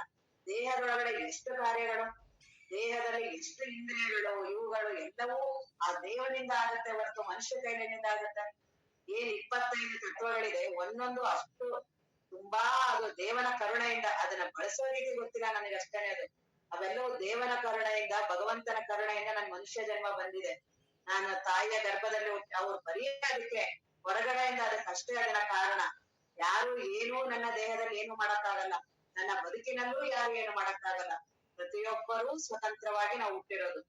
ನನ್ನ ಮನಸ್ಸು, ನನ್ನ ದೇಹ, ನನ್ನ ಇಂದ್ರಿಯಗಳು, ನನ್ನ ಬುದ್ಧಿ, ನಾನು ಸ್ವತಂತ್ರವಾಗಿ ಆ ದೇವನೇ ನನಗೆ ಕರುಣೆ ಮಾಡಿರೋದು. ನನ್ನ ಬದುಕು ಅತ್ಯಮೂಲ್ಯ. ಬಂದಿರೋದು ಬ್ರಹ್ಮಜ್ಞಾನವನ್ನ ಪಡೆಯೋದಿಕ್ಕೆ. ಇಲ್ಲಿ ಯಾವುದನ್ನ ಅದನ್ನ ಅನ್ಭವಿಸಿ ಇಲ್ಲೆಲ್ಲೋ ತುಂಬಾ ದೂರ ಭ್ರಮೆಯಿಂದ ಬಂದ್ಬಿಟ್ಟಿದೀನಿ, ಬಹಳ ದೂರ. ನಾನು ಹುಟ್ಟಿದ್ದೆ ಯಾಕೆ, ನಾನು ಬಂದಿರೋದು ಯಾಕೆ, ಒಂದು ಚೂರು ವಿಚಾರ ಮಾಡಲ್ಲ. ಕೇಳಿದಾಗ ಸ್ವಲ್ಪ ವಿಚಾರ ಬರುತ್ತಾ? ಬರೀ ಕೇಳೋದನ್ನ ಹೇಳೋದಕ್ಕೆ ಪ್ರಾರಂಭ ಮಾಡ್ತೀವಿ. ಅದನ್ನ ಇನ್ನೊಬ್ರಿಗೆ, ನನ್ನ ಬದುಕನ್ನ ನಾನು ನೋಡೋದಕ್ಕೆ ಹೋಗಲ್ಲ. ನಾನು ಬರೀ ಬೇರೆಯವ್ರಿಗೆ ಉದ್ದೇಶ ಹೇಳಕ್ ಪ್ರಾರಂಭ ಮಾಡ್ತೀನಿ. ನೋಡ, ನಿನ್ ಬದುಕು ಇದಕ್ ಬಂದಿರೋದ, ನೋಡ ಹಂಗ್ ಮಾಡು, ನೀನ್ ಹಿಂಗ್ ಮಾಡು, ಅವ್ರಿಗೆಲ್ಲಾರು ಹೇಳ್ತೀನಿ. ನನಗ್ ಬಂದಿರೋದ ಯಾಕೆ? ನನ್ ಬಗ್ಗೆ ನನಗೆ ಯಾವಾಗ್ಲೂ ವಿಚಾರ. ಸಾಧಕ ಯಾವಾಗ್ಲೂ ನನ್ ಬಗ್ಗೆ ವಿಚಾರ ಮಾಡ್ಕೋಬೇಕು, ನನ್ ಬಗ್ಗೆನೇ ಮಾಡ್ಬೇಕು. ಇನ್ನೊಬ್ರದ್ದು ನಮ್ಗೆ ಏನೂ 3 ಕಾಸು ಪ್ರಯೋಜನ ಬರಲ್ಲ. ಇನ್ನೊಬ್ರು ಉದ್ಧಾರ ಆಗ್ಲಿ, ಇನ್ನೊಬ್ರು ಏನಾದ್ರೂ ಆಗ್ಲಿ ಅವ್ರದ್ದು, ಅದ್ರಿಂದ ನನ್ಗೇನೂ ಪ್ರಯೋಜನ ಆಗಲ್ಲ. ನಾನ್ ಯಾವಾಗ ನನ್ನ ಮನಸ್ಸಿನಿಂದ, ನನ್ನ ಅಹಂಕಾರದಿಂದ ನಾನ್ ಪ್ರತ್ಯೇಕ ಆಗ್ತೀನಲ್ಲ, ಅದೊಂದೇ ನನಗೆ ಉಪಕಾರ ಇರೋದು. ಇನ್ಯಾವುದು ನನ್ನ ಸಹಾಯಕ್ಕೆ ಬರಲ್ಲ. ನನ್ನ ದೇಹದ ದುಃಖಕ್ಕಾಗ್ಲಿ, ಮಾನಸಿಕ ದುಃಖಕ್ಕಾಗ್ಲಿ, ಯಾವುದಕ್ಕೂ ಇಡೀ ಜಗತ್ತಲ್ಲಿ ಯಾರೂ ಪರಿಹಾರ ಕೊಡಕ್ಕಾಗಲ್ಲ. ಎಲ್ಲರೂ ಈಗ ಚೆನ್ನಾಗಿದ್ದಾಗ ನಿನ್ನ ಯೌವನ, ನಿನ್ನ ದುಡ್ಡು, ನಿನ್ನ ಇವುಗಳಿಂದ ಬದುಕು, ಬಾಂಧವರು ಅವರೆಲ್ಲರೂ ಕಾಣಿಸ್ತಿರ್ತಾರೆ ಆ ರೀತಿ ನಿನಗೆ. ಆದರೆ ನಿನಗೆ ಏನಾದ್ರೂ ಒಂದು ಚೂರು ಆದ್ರೆ ಯಾರೂ ನಿನ್ನ ಸಹಾಯಕ್ಕೆ ಬರಲ್ಲ. ಆ ಭಜಗೋವಿಂದಂ ಶಂಕರಾಚಾರ್ಯರು ಅದನ್ನೇ ಹೇಳೋದು. ಕಾತೆ ಕಾಂತಃ ಕಸ್ಯೆ ಪುತ್ರಃ, ಎಲ್ಲಿ ಎಂತಿ ಮಕ್ಕಳು. ನೀನ್ ಹೆಣ ಆದೆ ಅಂತಂದ್ರೆ ಹೊರಗಡೆ ನೀನ್ ಒಬ್ರು ನಿನ್ನ ಹತ್ರ ಬರಲ್ಲ, ಒಬ್ರು ನಿನ್ನ ಮುಟ್ಟಿಸ್ಕೊಳಲ್ಲ. ನಿನಗೆ ದುಡ್ಡಿನ ಇಲ್ಲ, ನಿನ್ನ ಹತ್ರ ದುಡ್ಡಿಲ್ಲ, ಯಾರು ಪ್ರೀತಿ ಮಾಡ್ಲಿ ನೋಡೋಣ? ಯಾರೂ ಪ್ರೀತಿ ಮಾಡಲ್ಲ. ಅವರಲ್ಲ, ನೀನು ಹಾಗೇನೆ. ಅವ್ರ ಬಗ್ಗೆ ಹೇಳೋದಲ್ಲ, ಅವ್ರ್ಯಾರು ಸರಿ ಇಲ್ಲ ಅಲ್ಲ, ನೀನು ಹಾಗೆ ಇರೋದು. ಹಾಗಾಗಿ ಈ ಬದುಕು ಬಂದಿರೋದು ಬ್ರಹ್ಮಜ್ಞಾನವನ್ನ ಪಡೆಯೋದಿಕ್ಕೆ. ಈ ವಿಷಯಾನಂದದಲ್ಲೇ ಮುಳುಗೋದಿಕ್ ಬಂದಿಲ್ಲ ಈ ಬದುಕು. ಅದಕ್ಕೆ ಅವರು ಪ್ರತಿಯೊಂದನ್ನು ಈ ರೀತಿ ಬಿಡಿಸಿ ಹೇಳ್ತಿದ್ದಾರೆ. ಆ ವಿಷಯಾನಂದ ಅವ್ರಗಳಿಂದ ಇವರಿಂದ ಅಂತಿದೆಯಲ್ಲ, ನಿನ್ನೊಳಗೆ ಇದೆ ಆನಂದ. ನೀನೇ ಇರೋದು ಆ ಆನಂದ ಸ್ವರೂಪ, ಬ್ರಹ್ಮ ಸ್ವರೂಪ ಇರೋದು ನೀನು. ಸುಮ್ನೆ ಈ ಹೊರಗಡೆ ಎಷ್ಟೊಂದು ಬಳಲಿಕೆ ಮಾಡ್ಕೋತೀಯ, ಎಷ್ಟೊಂದು ತೊಳಲಾಡ್ತೀಯಲ್ಲ. ಯಾವಾಗ ದೇಹ ಭ್ರಮೆ ಪ್ರಾರಂಭ ಆಯ್ತು, ಈ ಹೊರಗಿನ ಇವ್ರೆಲ್ಲಾರ ಮೇಲೂ ಭ್ರಮೆ ಬಂತು. ನಾನು ಅಂತ ಯಾವಾಗ ಭ್ರಮೆ ಆಯ್ತು, ನಾನು ದೇಹ ಅಂತ, ನಿನ್ನ ಹೆಂಡತಿ ನನ್ನವರೇ, ಮಕ್ಕಳು ನನ್ನವರೇ, ಮನೆ ಇವೆಲ್ಲವೂ ವಿಪರೀತ ಭ್ರಮೆ. ದೇಹ ಭ್ರಮೆನೇ ವಿಪರೀತ. ಅದ್ರಿಗಿಂತ ಮುಂದೆ ಇವೆಲ್ಲವೂ. ಅದಕ್ಕೆ ಮೊದಲು ಅಹಂ ಭ್ರಮೆ. ಈ ದೇಹ ಭ್ರಮೆ ಪ್ರಾರಂಭ ಆಗಿರೋದು ಅಹಂ ಭ್ರಮೆಯಿಂದ. ಇವೆಲ್ಲದ ಈ ಅಹಂ ಭ್ರಮೆಯಿಂದ ನನ್ಗೆ ಈ ವಿಷಯಾನಂದ ಅನಿಸ್ತಿರೋದು. ಈ ಯಾವ್ದ್ಯಾವ್ದು ನನಗೆಲ್ಲವೂ ಇಷ್ಟ ಆಗತ್ತಲ್ಲ, ಇಂಥ ವ್ಯಕ್ತಿಯಿಂದ ಇಷ್ಟ, ಇಂಥ ವಸ್ತುಗಳು ಹಿಡಿದ್ರೇನೆ ನನ್ಗೆ ಇಷ್ಟ, ಇಂಥದನ್ನ ತಿಂದ್ರೆ ನನಗಿಷ್ಟ, ಇಂಥದ್ ಮಾಡಿದ್ರೆ ನನ್ಗಿಷ್ಟ. ಇವೆಲ್ಲವೂ ಏನು ನನಗೆ ಇದರಿಂದ ಆನಂದ ಆನಂದ ಅಂತಿದ್ದೀನಲ್ಲ, ಅವೆಲ್ಲವೂ ಅಲ್ಲೆಲ್ಲೂ ಇಲ್ಲ. ಅವಕ್ಕೆ ಯಾವಕ್ಕೂ ಸ್ವತಂತ್ರವಾದ ಚೈತನ್ಯವೇ ಇಲ್ಲ. ಅವೆಲ್ಲವಕ್ಕೂ ಚೈತನ್ಯವನ್ನ ಇದನ್ನ ಕೊಟ್ಟಿರೋದು ನನ್ನೊಳಗಿರುವ ಸ್ವರೂಪದಿಂದ, ನನ್ನ ಬ್ರಹ್ಮ ವಸ್ತುವಿನಿಂದ. ನಾನಿರೋದೇ ಆ ಬ್ರಹ್ಮ ವಸ್ತು ಆನಂದ ಸ್ವರೂಪ. ನನ್ನಿಂದ ಇವಕ್ಕೆಲ್ಲ ಪ್ರತಿಬಿಂಬ, ನನ್ನಿಂದ ಇವಕ್ಕೆಲ್ಲ ಚೈತನ್ಯ ಬಂದಿದೆ. ಇವೆಲ್ಲವೂ ಚೈತನ್ಯದಂಗ್ ಕಾಣಿಸ್ತಿರೋದು. ನನಗೆ ನನ್ನ ದೇಹ ಇಂದ್ರಿಯ, ನಾನೇನ್ ಜೀವ ಅಂತ ಇದ್ದೀನಿ, ಇವನೇ ಸ್ವತಂತ್ರವಾದ ಚೈತನ್ಯ ವಸ್ತು ಇಲ್ಲ. ಇವನೇ ಪ್ರತಿಬಿಂಬಿತ ಇದ್ದಾನೆ. ಇವನೇ ಪ್ರತಿಬಿಂಬಿತ ಇದ್ದು ಇವನು ಹೊರಗಡೆ ಇರೋನ್ನೆಲ್ಲ ಭ್ರಮಿಸ್ತಾನಲ್ಲ, ಅದರಿಂದ ಬರ್ತಿದೆ ನನಗೆ, ಇದ್ರಿಂದ ಬರ್ತಿದೆ ಅಂತೆಲ್ಲ ಭಾವಿಸ್ತಿದಾನಲ್ಲ. ಇವೆಲ್ಲವೂ ಭ್ರಮೆ. ಇವ್ಯಾವುದ್ರಿಂದನೂ ನಿನಗೆ ಆನಂದ ಬರ್ತಿಲ್ಲ. ನೀನೇ ಆನಂದ ಸ್ವರೂಪ ಇದೆಯಾ, ನೀನೇ ರಾಜ ಇದ್ದಂಗಿದ್ಯಾ. ನೀನು ಭಿಕಾರಿ ತರ ಭಿಕ್ಷೆ ತರ ಯಾಕೆ ಬೇಡ್ತೀಯಾ? ವಿಷಯ ಅದೇನ್ ಕಡಿಮೆ ಸುಲಭವಾಗಿ ಸಿಗುತ್ತಾ ಎಲ್ಲವೂ? ಎಷ್ಟೊಂದು ಅದಕ್ಕೆಲ್ಲ ಜೀ ಅಂತ ಅಂತೀವಿ, ಎಷ್ಟು ಕೀಳರಿಮೆ ಮಾಡ್ಕೋತೀವಿ, ಎಷ್ಟು ಬದುಕನ್ನ ಜೀ ಅಂತ ಬದುಕ್ತೀವಿ. ವಿಷಯಗಳಿಗಾಗ್ಲಿ, ಹೆಂಡತಿ ಮಕ್ಕಳಿಗಾಗ್ಲಿ, ವಸ್ತುಗಳಿಗಾಗ್ಲಿ ಎಷ್ಟೊಂದು ಕೀಳರಿಮೆಯಿಂದ ಬದುಕ್ತೀವಿ ನಾವು. ಇರೋದೇ ಆನಂದ ಸ್ವರೂಪ, ಇರೋದೇ ರಾಜ ಇದ್ದೀನಿ ನಾನು. ನಾನ್ ಬರೀ ಒಂದು ಆ ಸಣ್ಣದಕ್ಕೆ ಇದಕ್ಕೆ ಎಷ್ಟೊಂದು, ಯಾಕಂದ್ರೆ ರಾಜ ಅಂತ ಗೊತ್ತಿಲ್ಲ. ನನಗ್ ಗೊತ್ತಿಲ್ಲ ಅಂತಿದ್ರೆ ಎಷ್ಟೊಂದು ದುಃಖ, ನನಗೆ ಎಷ್ಟೊಂದು ದುಃಖ ಅನುಭವಿಸ್ತೀನಲ್ಲ. ಹಾಗಾಗಿ ಈ ವಿಷಯಾನಂದ ಏನಿದೆ ಇವೆಲ್ಲವೂ ಬರೀ ಅದ್ರಲ್ಲಿ ಯಾವಾಗ ನನ್ನ ಮನಸ್ಸು ಆರಾಮ್ ಆಗುತ್ತೆ, ಫಸ್ಟ್ ರಜೋಗುಣ ಬರುತ್ತೆ. ನನಗೆ ಯಾವ್ದಾದ್ರು ಬಯಕೆ ಬಂತು ಅಂದ್ರೆ ಮನಸ್ಸು ಬಹಳ ಗಡಿಬಿಡಿ. ದುಡ್ಡೊಂದಾಗ್ಲಿ ಯಾವ್ದಾದ್ರು ಬಂದ ತಕ್ಷಣ ತುಂಬಾ ಗಡಿಬಿಡಿ. ಅದ್ ಸಿಗೋವರೆಗೂ ಯಾವ್ದೋ ಪ್ರಜ್ಞೆನೇ ಇರೋದಿಲ್ಲ ನನ್ಗೆ. ಬಹಳ ದುಡ್ಡಿನ ಸಮಸ್ಯೆ ಆಗಿದೆ, ಯಾವ್ದಾದ್ರು ಮಕ್ಕಳ ಸಮಸ್ಯೆ ಆಗಿದೆ, ಹೆಂಡತಿಯ ಸಮಸ್ಯೆ ಆಗಿದೆ, ಕಾಯಿಲೆ ಸಮಸ್ಯೆ ಆಗಿದೆ, ಮನಸ್ಸು ವಿಚಾರ ಮಾಡಕ್ಕೆ ಬಿಡೋದಿಲ್ಲ. ತುಂಬಾ ಅವಾಗ ವಿವೇಕ ಕಳ್ಕೊಂಡ್ಬಿಡುತ್ತೆ. ಅದಕ್ಕೆ ಯಾವಾಗ್ಲೂ ಜ್ಞಾನ ಎಲ್ಲ ಸ್ವಲ್ಪ ಮನಸ್ಸು ಸ್ವಲ್ಪ ಸಮಾಧಾನ ಆದ್ಮೇಲೆ ಜ್ಞಾನ ಹೇಳ್ಬೇಕು ಅಂತ. ಯಾರು ತುಂಬಾ ಹಸ್ದಿರ್ತಾನೆ, ತುಂಬಾ ಹಸುವೆ ಆಗಿರುತ್ತೆ, ಅವ್ನ ಮನಸ್ಸು ಭ್ರಷ್ಟ ಆಗಿರುತ್ತೆ. ವಿವೇಕಾನಂದರೆಲ್ಲ ಅದನ್ನೇ ಹೇಳಿದವಾಗ, ಮನಸ್ಸು ತುಂಬಾ ಭ್ರಷ್ಟ ಆದ್ರೆ ಯಾವ ಜ್ಞಾನವೂ ಹಿಡಿಯೋದಿಲ್ಲ. ಆ ಮನಸ್ಸು ನಮ್ಗೆ ಯಾವ್ದಾದ್ರು ವಿಷಯ ವಸ್ತುಗಳು ತುಂಬಾ ತೀವ್ರವಾಗಿ ವ್ಯಾಕುಲತೆ ಇರುತ್ತಲ್ಲ, ಯಾವ ವಿವೇಕದ ಮಾತುಗಳು ಕೇಳಲ್ಲ. ಆಗ ಆ ಮನಸ್ಸಿಗೆ ಆ ವಸ್ತು ಸಿಕ್ಕಿದ ತಕ್ಷಣನೇ ಸ್ವಲ್ಪ ಆರಾಮ್ ಆಗ್ಬಿಡತ್ತೆ. ತುಂಬಾ ರಜೋಗುಣ ಇರತ್ತೆ ಆ ವಸ್ತುವಿನ ಬಗ್ಗೆ ನನ್ನ ಹಪಾಪಿ ಇದ್ದಾಗ. ಯಾವಾಗ ಆ ವಸ್ತು ಸಿಕ್ತು ಸಾತ್ವಿಕ ಗುಣ ಬರುತ್ತೆ ಮನಸ್ಸು. ಸಾತ್ವಿಕ ಗುಣ ಅಂದ್ರೆ ಸುಮ್ನೆ ಸ್ವಲ್ಪ ತಗದಂತ ಪರ್ಮನೆಂಟ್ ಇರೋದಿಲ್ಲ, ಅದು ಬರೀ ಸ್ವಲ್ಪ ಹೊತ್ತು. ಅದು ಸಿಕ್ಕಿದ ತಕ್ಷಣ ಅವಾಗ ಯಾವಾಗ ಮನಸ್ಸಿಗೆ ತಣ್ಣಗಾಯ್ತು, ಒಳಗಡೆ ಇರುವ ಆನಂದ ಪ್ರಕಟ ಆಗತ್ತೆ. ನನ್ನಲ್ಲಿರುವ ಆನಂದನೇ, ನಾನು ಇರೋದೇ ಆನಂದ ಸ್ವರೂಪ. ಅದು ಬರೀ ಸುತ್ತ ಹಿಂಗ್ ಮಿಂಚುತ್ತೆ. ಆ ಮಿಂಚಿದ್ದಕ್ಕೇನ ನಾನು ಅನ್ಕೊಳ್ತೀನಿ, ಓ ಈ ವಸ್ತುವಿನಿಂದ ಇದು ನನಗೆ ಸಿಕ್ತಿದ್ದಕ್ಕೆ, ಓ ಹೆಂಡತಿ ಈ ರೀತಿ ಆಗಿದ್ರಿಂದ, ಕಾಯಿಲೆ ಈ ರೀತಿ ಆಗಿದ್ರಿಂದ, ದುಡ್ಡು ನನಗೆ ಬಂದಿದ್ರಿಂದ, ಈ ರೀತಿ ನಾನು ಭಾವಿಸ್ತಾ ಹೋಗ್ತೀನಿ. ಆದ್ರಿಂದ ಅವ್ರು ಅದನ್ನೇ ಹೇಳ್ತಾರೆ, ವಿಷಯ ವಸ್ತುಗಳಿಂದ ಹೆಂಡತಿಯಿಂದ ಇದರಿಂದೆಲ್ಲ ಬಂದಿಲ್ಲ ಅದು. ಅವೆಲ್ಲವೂ ಭಾವನೆಗಳಿರೋದು ನನ್ನ ಮನಸ್ಸಿನಲ್ಲಿ. ನಾನಿದ್ರೆ ಇವ್ರೆಲ್ಲರೂ ಕಾಣಿಸ್ತಾರೆ, ನಾನಿದ್ರೆ ಇವ್ರೆಲ್ಲರೂ ಬರ್ತಾರೆ. ನನ್ನ ಭಾವನೆ, ನಾನು ನನ್ನವರು ಇವರೆಲ್ಲ ಅಂತಿದ್ದೀನಲ್ಲ, ಅದ್ರಿಂದ ಇವರೆಲ್ಲರೂ ಬರ್ತಿರೋದು, ಈ ಭಾವನೆಗಳೆಲ್ಲವೂ ಆಗ್ತಿರೋದು, ಅದ್ರಿಂದ ಈ ಸುಖ ದುಃಖ ಉಂಟಾಗ್ತಿರೋದು.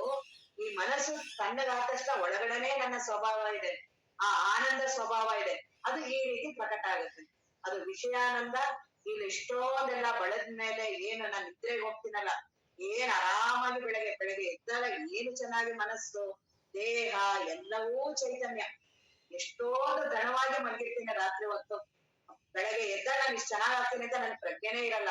ಅಲ್ಲಿ ನಾನು ಯಾವ ಕ್ರಿಯೆಗಳೂ ಮಾಡಲ್ಲ. ಅಲ್ಲೇನ್ ಬಹಳ ಕಷ್ಟ ಪಡ್ತೀನ, ದೇಹ ಆರಾಮಾಗ್ಲಿ ಮನಸ್ಸು ಆರಾಮಾಗ್ಲಿ ಏನಾದ್ರೂ ಆಗ್ಲಿ ಅಂತ ಏನೂ ಮಾಡೋದಿಲ್ಲ. ಆದ್ರೆ ಆ ಪ್ರಕೃತಿಯಲ್ಲೇ ಇದ್ರಲ್ಲೇ ಎಷ್ಟು ಸಾಮರ್ಥ್ಯ ಇದೆ ಅಂದ್ರೆ ಒಳಗಡೆನೆ ಇದೆ ಆ ಆನಂದ. ಆ ಆನಂದ ಅಲ್ಲಿ ಪ್ರಕಟ ಆಗುತ್ತೆ ಅದು. ಆದ್ರೆ ನನಗೆ ನಾನು ಆ ಆನಂದ ಸ್ವರೂಪ ಅಂತ ನನಗೆ ಗೊತ್ತಿಲ್ಲ. ಅವಿದ್ಯೆ ಮುಳುಗುತ್ತೆ ಮನಸ್ಸು ಅದೆಲ್ಲ ಹೇಳ್ತಾರೆ. ಆದ್ರೆ ನನ್ನ ಅನುಭವ ಏನಿದೆ, ನಾನ್ ತುಂಬಾ ಇಲ್ಲೆಲ್ಲ ಬೆಳಗಿಂದ ರಾತ್ರಿವರೆಗೂ ಕಷ್ಟ ಪಡ್ತೀನಿ. ರಾತ್ರಿ ಮಲಗಿದ್ರೆ ಸಾಕು ಅಂತೀನಿ, ಮಲಗಿದ ತಕ್ಷಣ ನನಗೆ ಆಡ ನಿದ್ರೆ, ಏನೋ ಪ್ರಜ್ಞೆ ಇಲ್ಲ.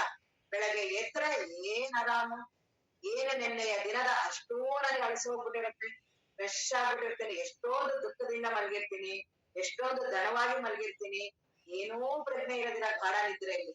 ಆ ಗಾಢ ನಿದ್ರೆಯಲ್ಲಿ ಏನೋ ಪ್ರಜ್ಞೆ ಇಲ್ಲದೆ ಆನಂದ ಆಯ್ತಲ್ಲ ನನಗೆ. ಎದ್ದ ತಕ್ಷಣ ನಾನು ಹೇಳ್ತೀನಲ್ಲ, ನನ್ನ ದೇಹ ಮನಸ್ಸು ಎಲ್ಲಾ ಫ್ರೆಶ್ ಆಗ್ಬಿಡತ್ತಲ್ಲ, ಅದಕ್ಕೆ ಅದನ್ನ ಬ್ರಹ್ಮಾನಂದದಷ್ಟೇ ಚೆನ್ನಾಗಿ ಅಂತ ಅದನ್ನ ಬ್ರಹ್ಮಾನಂದ ಅಂತ ಹೇಳ್ತಾರೆ. ಈ ರೀತಿ ಎರಡು ಆನಂದ ನಮ್ಮ ಇರುವ ಆನಂದ ಸ್ವರೂಪದಲ್ಲೇ ಈ ರೀತಿ ಪ್ರಕಟ ಆಗುತ್ತೆ. 7 ರೀತಿಯ ರೀತಿ ಪ್ರಕಟ ಆಗುತ್ತೆ. 8 ರೀತಿ ಅಂತ ಹೇಳ್ತಿದ್ದಾರೆ ಇಲ್ಲಿ. ನಿತ್ಯಷ್ಟಾನಂದ ಅಂತ ಇದಕ್ಕೆ ಹೇಳ್ತಿರೋದು. 8 ರೀತಿಯ ಪ್ರಕಟ ಆಗತ್ತಲ್ಲ, ಅದನ್ನ ಈಗ 2 ರೀತಿ ಹೇಳಿದ್ರು. ಇನ್ನ 3ನೇ ರೀತಿ ತನಿ ನಿದ್ರೆಯದೊಳೆ ತನು ನಿದ್ರೆಯೊಳು ಅನ್ಯ ನೆನಹು ಜನಿಸದೆ ಸುಮ್ಮನೆ ನಿಂದ ವೇಳೆಯೊಳಿನಿದು ಕಾಣಿಸುವಚ್ಚ. ಅಂದ್ರೆ ಇದು ವಾಸನಾನಂದ. ಬಹಳ ನಿದ್ರೆ ಮಾಡಾಯ್ತು, ಎದ್ದೆ ನಾನು. ಎದ್ದ ತಕ್ಷಣನೇ ಇನ್ನು ಹೊರಗಿನ ಪ್ರಜ್ಞೆ ಇನ್ನೂ ಬಂದಿಲ್ಲ, ಪೂರ್ತಿ ನಿದ್ರೆನೂ ಹೋಗಿಲ್ಲ. ಸ್ವಲ್ಪ ಅವಾಗ ಒಂಥರ ಮಂಪರಸ್ ನನ್ಗಿರತ್ತಲ್ಲ, ಆ ಆ ಸಕ್ಕರೆ ನಿದ್ರೆ ಅಂತಾರ, ಅದು ಚೆನ್ನಾಗಿರತ್ತೆ. ಪೂರ್ತಿ ಗಾಢ ನಿದ್ರೆನೂ ಅಲ್ಲ, ಪೂರ್ತಿ ನಾನು ಎಚ್ಚರಿಕೂ ಬಂದಿಲ್ಲ. ಅದ ಆ ರೀತಿ ಇರುತ್ತಲ್ಲ, ಅದು ವಾಸನಾನಂದ. ಆ ನಿದ್ರೆಯಲ್ಲಿರುವ ಆನಂದ ಆಗಿರತ್ತಲ್ಲ, ಆ ಮನಸ್ಸು ಅದನ್ನ ತಗೊಂಡ್ ಬಂದಿರತ್ತೆ. ಪೂರ್ತಿ ಎಚ್ಚರಿಕೆ ಹೋಗೋದಕ್ಕೆ ಇಷ್ಟ ಆಗ್ತಿರಲ್ಲ. ಆ ಕಣ್ಣು ನಾನು ಹಂಗೇ ಮಲ್ಗೆ ಇರ್ತೀನಲ್ಲ, ಕಣ್ ಬಿಡಕ್ಕೂ ಇಷ್ಟ ಆಗಲ್ಲ. ಪೂರ್ತಿ ಗಾಢ ನಿದ್ರೆನೂ ಇಲ್ಲ, ಸ್ವಲ್ಪ ನನ್ಗೆ ಒಂದ್ ಸ್ವಲ್ಪ ಪ್ರಜ್ಞೆ ಇರುತ್ತೆ, ಪೂರ್ತಿ ಹಂಗಂತ ನಿದ್ರೆನೂ ಹೋಗಿಲ್ಲ. ಆ ಗಾಢ ನಿದ್ರೆ ಅದು ವಾಸನಾನಂದ, ಅದು ಒಂದು ರೀತಿಯ ಆನಂದ. ಈ ರೀತಿ ಒಟ್ಟು ಈಗ ಮೂರು ಆನಂದ, ಒಂದು ವಿಷಯಾನಂದ, ಎರಡನೇದು ಬ್ರಹ್ಮಾನಂದ, ಈಗ ಆ ವಾಸನಾನಂದ. ಆ ಗಾಢ ನಿದ್ರೆಯಿಂದ ನನಗೆ ಬಂತಲ್ಲ ಮನಸ್ಸು, ಆ ಆನಂದನ ತಗೊಂಡ್ ಬಂದಿದೆ. ಅದಕ್ಕೆ ವಾಪಸ್ ಎಚ್ಚರ ಆಗಕ್ ಇಷ್ಟನೇ ಆಗ್ತಿಲ್ಲ. ಅದಕ್ಕೆ ಹೊರಗಿನ ಇಂದ್ರಿಯಗಳಿಗೆ ಪೂರ್ತಿ ನಾನು ಎಚ್ಚರ ಆಗೇ ಇಲ್ಲ, ಹಾಗಂತ ಪೂರ್ತಿ ಪ್ರಜ್ಞೆ ಇಲ್ದಿರಂಗೂ ಇಲ್ಲ, ಒಂದ್ ರೀತಿ ನಿದ್ದೆ ಇರುತ್ತಲ್ಲ, ಅದಕ್ಕೆ ವಾಸನಾನಂದ. ಆನಂದಗಳು ಈ ರೀತಿ ನಮ್ಮ ಆನಂದನೇ ಈ ರೀತಿ ನಮ್ಗೆ ದೇಹಾದಿಗಳು ಇಂದ್ರಿಯಾದಿಗಳು ಬಂದಾಗ ನಮ್ಗೆ ಈ ರೀತಿ ಪ್ರಕಟ ಆಗ್ತಿರುತ್ತೆ. ಆನೋಪಾದನವೆಂಬುದು ಇಲ್ಲದ ಉಪೇಕ್ಷೆ ಮಾನಸ ವೈರಲು ಅನೂನವಾದ ಅನುಪಮ. ಇದು ಮುಖ್ಯಾನಂದ. ಇನ್ನೊಂದು ರೀತಿಯ ಆನಂದ, ನಮ್ಗೆ ಯಾವ ರೀತಿ ಇಡೀ ನನ್ ಜೀವ ಅಂತ ನಾನು ಇದ್ದೀನಲ್ಲ, ನನಗೆ ಯಾವ ರೀತಿ ಆನಂದಗಳು ಪ್ರಕಟ ಆಗುತ್ತೆ ಅಂತ ಹೇಳ್ತೀನಿ. ಇರೋದು ಒಂದೇ ಒಂದು ಆನಂದ ಸ್ವರೂಪ, ಅದು ನನಗೆ ಈ ರೀತಿ ಪ್ರಕಟ ಆಗ್ತಿರುತ್ತೆ. ನಾನು ಜೀವ ಅಂತ ಇರೋದ್ರಿಂದ ಈ ರೀತಿ 8 ರೀತಿಯ ಪ್ರಕಟ ಆಗ್ತಿದೆ. ಈಗ ಮುಖ್ಯಾನಂದ, ಇದಕ್ಕೆ ಮುಖ್ಯಾನಂದ ಅಂತ ಅಂತಾರೆ. ಏನಂದ್ರೆ ಯಾವ್ದಾದ್ರು ಪಡೆದ್ರೆ ಬಹಳ ಖುಷಿ, ಏನೋ ಸಿಕ್ಕಿಲ್ಲ ಆಗ ಏನು ದುಃಖ, ಆಗ ಸುಖ ಇಲ್ಲ ದುಃಖ ಎರಡೂ ಆಗದೆ ಸುಮ್ನೆ ಇರ್ತೀವಿ. ಒಂದೊಂದ್ಸಲಿ ಏನೋ ಬೇಡ ಅಂತ, ಒಂದ್ಸಲಿ ವಿಪರೀತ ತುಂಬಾ ಮಾಡ್ಬಿಟ್ಟಿರ್ತೀನಿ ಕೆಲ್ಸ, ಒಂದ್ಸಲಿ ಏನೋ ಬೇಡ ಅಂತ ಬಿಟ್ಟಿರ್ತೀನಿ, ಏನೋ ಬೇಡ ಅಂತ ಸುಮ್ನೆ ಉಪೇಕ್ಷ, ಏನೂ ಬೇಡ. ಒಂದೊಂದ್ಸಲಿ ಏನೋ ಬೇಡಪ್ಪ ಸಾಕಾಯ್ತು ಅಂತ ಸುಮ್ನೆ ಕುತ್ಕೋತೀವಲ್ಲ, ಅವಾಗ ಒಂದು ಆನಂದ ಆಗುತ್ತೆ. ಅದನ್ನ ಅವರು ಮುಖ್ಯಾನಂದ ಅಂತ ಕರೀತಾರೆ. ಅಂದ್ರೆ ಏನು ಗಳಿಸ್ಬೇಕು ಅಂತಾನೂ ಇಲ್ಲ, ಗಳಿಸ್ಬಾರ್ದು ಅಂತಾನೂ ಇಲ್ಲ, ಏನೋ ಬೇಡಪ್ಪ ಸುಮ್ನೆ ಕುತ್ಕೊಳ್ಳೋಣ ಅಂತ ಒಂದು ಉದಾಸೀನ. ಇವತ್ತೇನೋ ಮಾಡೋದ್ ಬೇಡ, ಮಾಡಿ ಅದೊಂದು ಬಳಲಿಕೆ ಆಗ್ಬಿಟ್ಟಿರುತ್ತೆ. ಏನೋ ಮಾಡದೆ ಇರೋದು ಒಂಥರ ಎರಡೂ ಬೇಡ ಅಂತ ಸುಮ್ನೆ ಉಪೇಕ್ಷ ಭಾವನ. ಒಂದೊಂದ್ ದಿನ ತುಂಬಾ ಅನ್ಸುತ್ತಲ್ಲ ಆ ರೀತಿ, ಬೆಳಗ್ಗೆ ಎದ್ದ ತಕ್ಷಣ ಇವತ್ತು ಏನೋ ಬೇಡಪ್ಪ ಸುಮ್ನೆ ಆರಾಮ ಸುಮ್ನೆ ಒಂದ್ ಸ್ವಲ್ಪ ಕುತ್ಕೊಳ್ಳೋಣ ಅಂತ, ಅವಾಗ ಒಂದ್ ರೀತಿ ಖುಷಿ ಆಗ್ತಿರುತ್ತೆ, ಒಂಥರ ಆನಂದ ಬರುತ್ತಲ್ಲ, ಅದು ಒಂದು ಆನಂದ. ಅದನ್ನ ಮುಖ್ಯಾನಂದ ಅಂತಾರೆ. ಇವೆಲ್ಲವೂ ನನ್ನ ಸ್ವರೂಪನೇ, ನಾನು ಇರೋದೇ ಆ ಆನಂದ ಸ್ವರೂಪ, ಅದು ಈ ರೀತಿ ಮಿಚ್ತಾ ಇರುತ್ತೆ. ಅಂತ ಮನಸ್ಸು ಯಾವಾಗ ತಣ್ಣಗಿರುತ್ತೋ ಅವಾಗ ಏನೋ ಬೇಡ ಅಂತ ಉಪೇಕ್ಷೆ ಆಗುತ್ತಲ್ಲ, ಮನಸ್ಸು ಸುಮ್ನೆ ಇರುತ್ತಾರೆ. ಏನೋ ಜಾಸ್ತಿ ವಿಚಾರ ಏನೋ ಬೇಡ ಸುಮ್ನೆ ಆಗುತ್ತಲ್ಲ, ಆ ಮನಸ್ಸು ಸುಮ್ನೆ ಆಗುತ್ತಲ್ಲ, ಆಗ ಆ ಆನಂದ ಪ್ರಕಟ ಆಗುತ್ತೆ. ಅದನ್ನ ಮುಖ್ಯಾನಂದ. ಮುಂದೆ ಪ್ರಿಯವಾದ ವಿಷಯ ಸಂಚಯದೆಡೆಯೋಳು ತಾನೇ ಪ್ರಿಯತಮನೆಂದು ತಿಳಿಯುವ ತನಗ ವಿರಳ. ಅಂದ್ರೆ ತುಂಬಾ ಪ್ರಿಯವಾದ ವಿಷಯ ಯಾವ್ದಾದ್ರು ಇದೆ ಅಂದ್ರೆ ಜಗತ್ತಲ್ಲಿ ನನ್ ಬಗ್ಗೆ ನಾನೇನ್ ಅನ್ಕೊಂಡಿದೀನಿ, ನನ್ ಬಗ್ಗೆ ನಾನ್ ಬದುಕ್ತಿಲ್ಲ, ನಾನ್ ಗಂಡನಿಗೋಸ್ಕರ ಬದುಕ್ತಿದ್ದೀನಿ, ಮಕ್ಕಳಿಗೋಸ್ಕರ ಬದುಕ್ತಿದ್ದೀನಿ, ಮನೆಗೋಸ್ಕರ ಬದುಕ್ತಿದ್ದೀನಿ, ದುಡ್ಡಿಗೋಸ್ಕರ ನಾನು ಎಲ್ಲ ಮಾಡ್ತಿರೋದು, ಇವ್ರ ಎಲ್ಲರಿಗೂ ಮಾಡ್ತಿದ್ದೀನಿ. ನನಗೆ ನನ್ ಜೀವ ಹೋದ್ರೂ ಪರವಾಗಿಲ್ಲ, ನನ್ ಪ್ರಾಣ ಹೋದ್ರೂ ಪರವಾಗಿಲ್ಲ, ನಾನ್ ಇವ್ರಿಗೋಸ್ಕರ ದುಡಿತೀನಿ ಅಂತೀರಲ್ಲ, ಅದನ್ ಸುಳ್ಳು ಅಂತಾರೆ ಮಹಾತ್ಮರು, ಜ್ಞಾನಿಗಳು ಎಲ್ಲ. ಭ್ರಮೆಯಿಂದ ಮಾತಾಡ್ತಿದ್ಯಾ, ನೀನ್ ಅವ್ರಿಗೋಸ್ಕರ ಏನೂ ಮಾಡ್ತಿಲ್ಲ, ಎಲ್ಲವೂ ನಿನ್ನಿಷ್ಟಕ್ಕೋಸ್ಕರ ಮಾಡ್ತಿರೋದು. ನನ್ ಮೇಲೆ ನನಗಿರುವಷ್ಟು ಪ್ರೀತಿ ನನಗೆ ಜಗತ್ತಲ್ಲಿ ಯಾರ ಮೇಲೂ ಇಲ್ಲ. ಅದಕ್ಕೆ ಅವ್ರು ತುಂಬಾ ಚೆನ್ನಾಗಿರೋ ಒಂದು ಉದಾಹರಣೆ ಹೇಳ್ತಾರೆ. ನನ್ ಮೇಲೆ ನನಗೆ ಯಾಕೆ ಅಷ್ಟೊಂದು ಪ್ರೀತಿ, ಹೆಂಗೆ ನಾನ್ ಪ್ರೀತಿ ಮಾಡ್ತೀನಿ ಅಂತ. ದೇಹದ ಬಗ್ಗೆ ನನ್ಗೆ ಅತಿಯಾದ ಪ್ರೀತಿ ಮೊದಲು. ಈ ದೇಹದಲ್ಲಿ ಯಾವ್ದಾದ್ರು ಒಂದು ಅಂಗ ತೆಗಿಬೇಕು ಅಂತ ಡಾಕ್ಟರ್ ಹೇಳ್ತಾರೆ, ಆಗ ತೆಗೀರಿ ಅಂದ್ಬಿಡ್ತೀವಿ. ಆಗ ನನ್ಗೆ ಪ್ರಾಣದ ಮೇಲೆ ಅತಿಯಾದ ಪ್ರೀತಿ, ನಾನ್ ಪ್ರಾಣ ಉಳಿದ್ರೆ ಸಾಕು, ಕೈ ಹೋದ್ರೂ ಪರವಾಗಿಲ್ಲ, ಕಾಲು ಹೋದ್ರೂ ಪರವಾಗಿಲ್ಲ ಅಂತೀನಿ. ಕೊನೆಗೆ ಪ್ರಾಣ ಹೋದ್ರೂ ಪರವಾಗಿಲ್ಲ, ನಾನ್ ಇರ್ಬೇಕು, ನಾನು ಇದು ಅಂತೆಲ್ಲ. ಒಟ್ಟು ನನ್ ಬಗ್ಗೆ ನನ್ಗೆ ಅತಿಯಾದ ಪ್ರೀತಿ. ನನ್ನನ್ ಬಿಟ್ಟು ಇವ್ರೆಲ್ಲಾರು ಬೇಡ, ನಾನ್ ಮಾತ್ರ ಉಳಿಬೇಕು ಅಂತ ನಿಮ್ಗಿರತ್ತೆ. ಸುಮ್ನೆ ಭ್ರಮೆಯಿಂದ ಅಂತಿರ್ತೀನಿ, ನಿಮ್ಗೋಸ್ಕರ ನಾನು ಹೋಗ್ತೀನಿ, ನೀನ್ ಇಲ್ಲ ಅಂದ್ರೂ ನಾನು ಇರಲ್ಲ. ಇವೆಲ್ಲವೂ ಸುಮ್ನೆ ಭ್ರಮೆಯ ಮಾತುಗಳು. ಹೆಂಡತಿ ಇಲ್ಲ ಅಂದ್ರೆ ನಾನು ಇರಲ್ಲ, ಗಂಡ ಇದ್ರೆ ನಿನ್ ಜೊತೆ, ನೀನ್ ಇಲ್ಲ ಅಂದ್ರೆ ನಾನ್ ಹೆಂಗ್ ಬದುಕ್ಲಿ, ಇವೆಲ್ಲ ಸುಮ್ನೆ ಉಪಚಾರದ ಮಾತುಗಳು, ಅವ್ರಿಗೇನು ಅರ್ಥ ಇಲ್ಲ. ಆಮೇಲೆ ನನ್ನಿಂದನೇ ಅವ್ರು ಬದುಕ್ತಾ ಇರೋದು, ನನಗ್ ತುಂಬಾ ಇಷ್ಟ, ಅವರು ಊಟ ಮಾಡಿದ್ರೆ ನನಗಿಷ್ಟ ಆಗುತ್ತೆ, ಅವ್ರ ಉಪವಾಸ ಇದ್ರೆ ನನಗ್ ತಳಮಳ ಆಗುತ್ತೆ. ಅದಕ್ ನಾನು ಅವ್ರ ಬಗ್ಗೆ ಕಾಳಜಿ ಮಾಡ್ತೀನಿ. ಅವ್ರ ಬಗ್ಗೆ ಅವ್ರನ್ನ ನಾನೇನೋ ಉದ್ಧಾರ ಮಾಡ್ತಿಲ್ಲ, ಅದು ನನ್ ಕೈಲಿ ತಡ್ಕೊಳಕ್ ಆಗಲ್ಲ. ಮಗಳು ಊಟ ಮಾಡಿದ್ರೆ ನನ್ಗ್ ಖುಷಿ, ಮಗಳು ಅವಳೇನಾದ್ರು ಉಪವಾಸ ಇದ್ರೆ ನನಗ್ ತಡ್ಕೊಳಕ್ ಆಗಲ್ಲ. ನನಗೆ ಪ್ರೀತಿ ಅವ್ರ ಮೇಲೆ ಎಲ್ಲದಕ್ಕಿಂತ ಹೆಚ್ಚಾಗಿ ನನ್ ಮೇಲೆ. ಇವ್ರೆಲ್ಲವನ್ನು ಏನ್ ಮಾಡ್ತಿದೀನಿ ನನ್ ಖುಷಿಗೆ, ನನ್ ಬದುಕಿಗೆ, ನನ್ ಮೇಲೆ ಪ್ರೀತಿ ಇರೋದ್ರಿಂದಾನೆ. ಅದನ್ನ ಅವ್ರು ಹೇಳ್ತಾರೆ ಆತ್ಮಾನಂದ. ನನ್ ಬಗ್ಗೆ ಬಹಳ ಪ್ರೀತಿ ನನ್ಗೆ, ನನ್ನ ದೇಹದ ಬಗ್ಗೆ, ನನ್ನ ಇಂದ್ರಿಯಗಳ ಬಗ್ಗೆ. ಅದು ಒಂದೊಂದೊಂದೊಂದನೆ ನಾನ್ ಬಿಡ್ತಾ, ಮತ್ತೆ ದೇಹದ ಬಗ್ಗೆ ಅಪಾಯ ಬಂತು ದೇಹ ಬಿಟ್ಬಿಡ್ತೀನಿ, ತಿರ್ಗಾ ಪ್ರಾಣಕ್ಕೆ ಹೋಗ್ತೀನಿ, ಪ್ರಾಣ ಬಂತು ಆಗ್ಬಿಡ್ತ. ಒಟ್ಟು ನನ್ ಬಗ್ಗೆ ನನ್ಗೆ ಬಹಳ ಪ್ರೀತಿ. ನಾನ್ ಮಾತ್ರ ಇರ್ಬೇಕು ಅನ್ನೋದ್ ಮಾತ್ರ ನನ್ಗೆ ಯಾವಾಗ್ಲೂ ಇರುತ್ತೆ. ಯಾವ್ದಾರು ಹೋಗ್ಲಿ, ಇಡೀ ಜಗತ್ತೇ ಹೋಗ್ಲಿ, ಏನಾರು ಆಗ್ಲಿ, ನಾನ್ ಬದುಕ್ಬೇಕು, ನಾನ್ ಇರ್ಬೇಕು ಅಂತ ಏನಿದೆಯಲ್ಲ, ಇದು ಆತ್ಮಾನಂದ. ಕನಸಿನಂತಿರೆ ಜಗವನ್ನು ಖುಷಿಯೆಂದು ತನ್ನನ್ನೇ ಭೇದರಹಿತನೆಂಬ ಅನುಭೂತಿಗಳು ಮೆಕ್ಕ. ಇದು ಅದ್ವೈತಾನಂದ. ಇಲ್ಲಿ ಜ್ಞಾನ. ಏನು ಈ ಜಗತ್ತು, ಇವೆಲ್ಲವೂ ಏನು ಕಾಣಿಸ್ತಾ ಇದೆ, ಇವೆಲ್ಲವೂ ಕನಸು. ಇವೆಲ್ಲದಕ್ಕೂ ಸಾಕ್ಷಿಯಾಗಿರುವ ಬ್ರಹ್ಮವಸ್ತು ನಾನು ಅಂತ ಏನ್ ನಾನ್ ಸಾಧನಾ ಮಾಡ್ತೀನಿ, ಏನ್ ಆ ಸಾಕ್ಷಿ ಅನುಭವ ಬರುತ್ತಲ್ಲ, ಅದು ಅದ್ವೈತಾನಂದ. ಇದೇ ಇಲ್ಲಿಂದ ಜ್ಞಾನ ಪ್ರಾರಂಭ. ಇಲ್ಲಿಯವರೆಗೂ ಏನಿತ್ತು ಇದೆಲ್ಲವೂ ಹೊರಗಿನ ವ್ಯಕ್ತಿಯ ವಿಷಯಗಳ ಇವುಗಳಿಂದ ಎಲ್ಲ ಆಗಿತ್ತು. ಈಗ ಏನಿರುತ್ತಲ್ಲ ಇದು ಸಾಧನದಿಂದ. ಇದು ಏನಂತ ಹೇಳ್ತಾರೆ, ಅದು ಕನಸಿನಂತಿರೆ ಜಗವನ್ನು ಖುಷಿಯೆಂದು. ಈ ಜಗತ್ತು, ಈ ಬದುಕು ಏನಿದೆ ಇದು ಕನಸು. ಇದು ಏನ್ ಮಾಡಿದ್ರು ಅನ್ಸೋದಿಲ್ಲ ಕನಸು ಅಂತ. ಬರೀ ಹೇಳ್ಬೇಕಾದ್ರೆ ಮಾಡ್ಬೇಕಾದ್ರು ಈಗ ಅನ್ಸಿದ್ರು ಸಾಕು.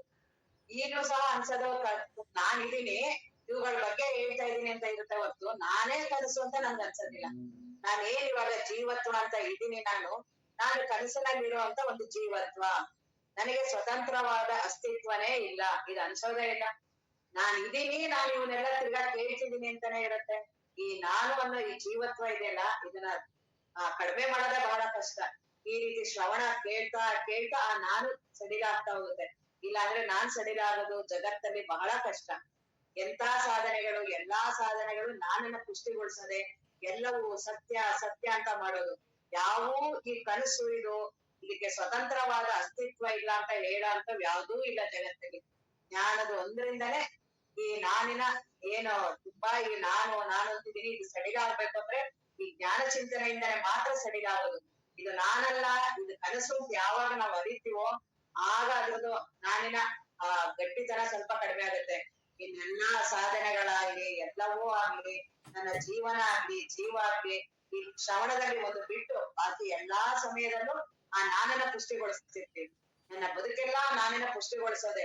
ಅಲ್ಲೂ ಶ್ರವಣ ಶ್ರವಣದಲ್ಲೂ ಬಿಟ್ಟು ಅಧ್ಯಯನ ಮಾಡ್ಬೇಕಾದ್ರೆ, ಗ್ರಂಥಗಳನ್ನ ಓದ್ಬೇಕಾದ್ರೆ, ಎಲ್ಲೆಲ್ಲೇ ನನ್ನ ಜೀವನ, ನನ್ನ ಬದುಕು ಏನಿದೆ ಪೂರ್ತಿ ನಾನನ್ನ ಗಟ್ಟಿ ಮಾಡೋದೆ.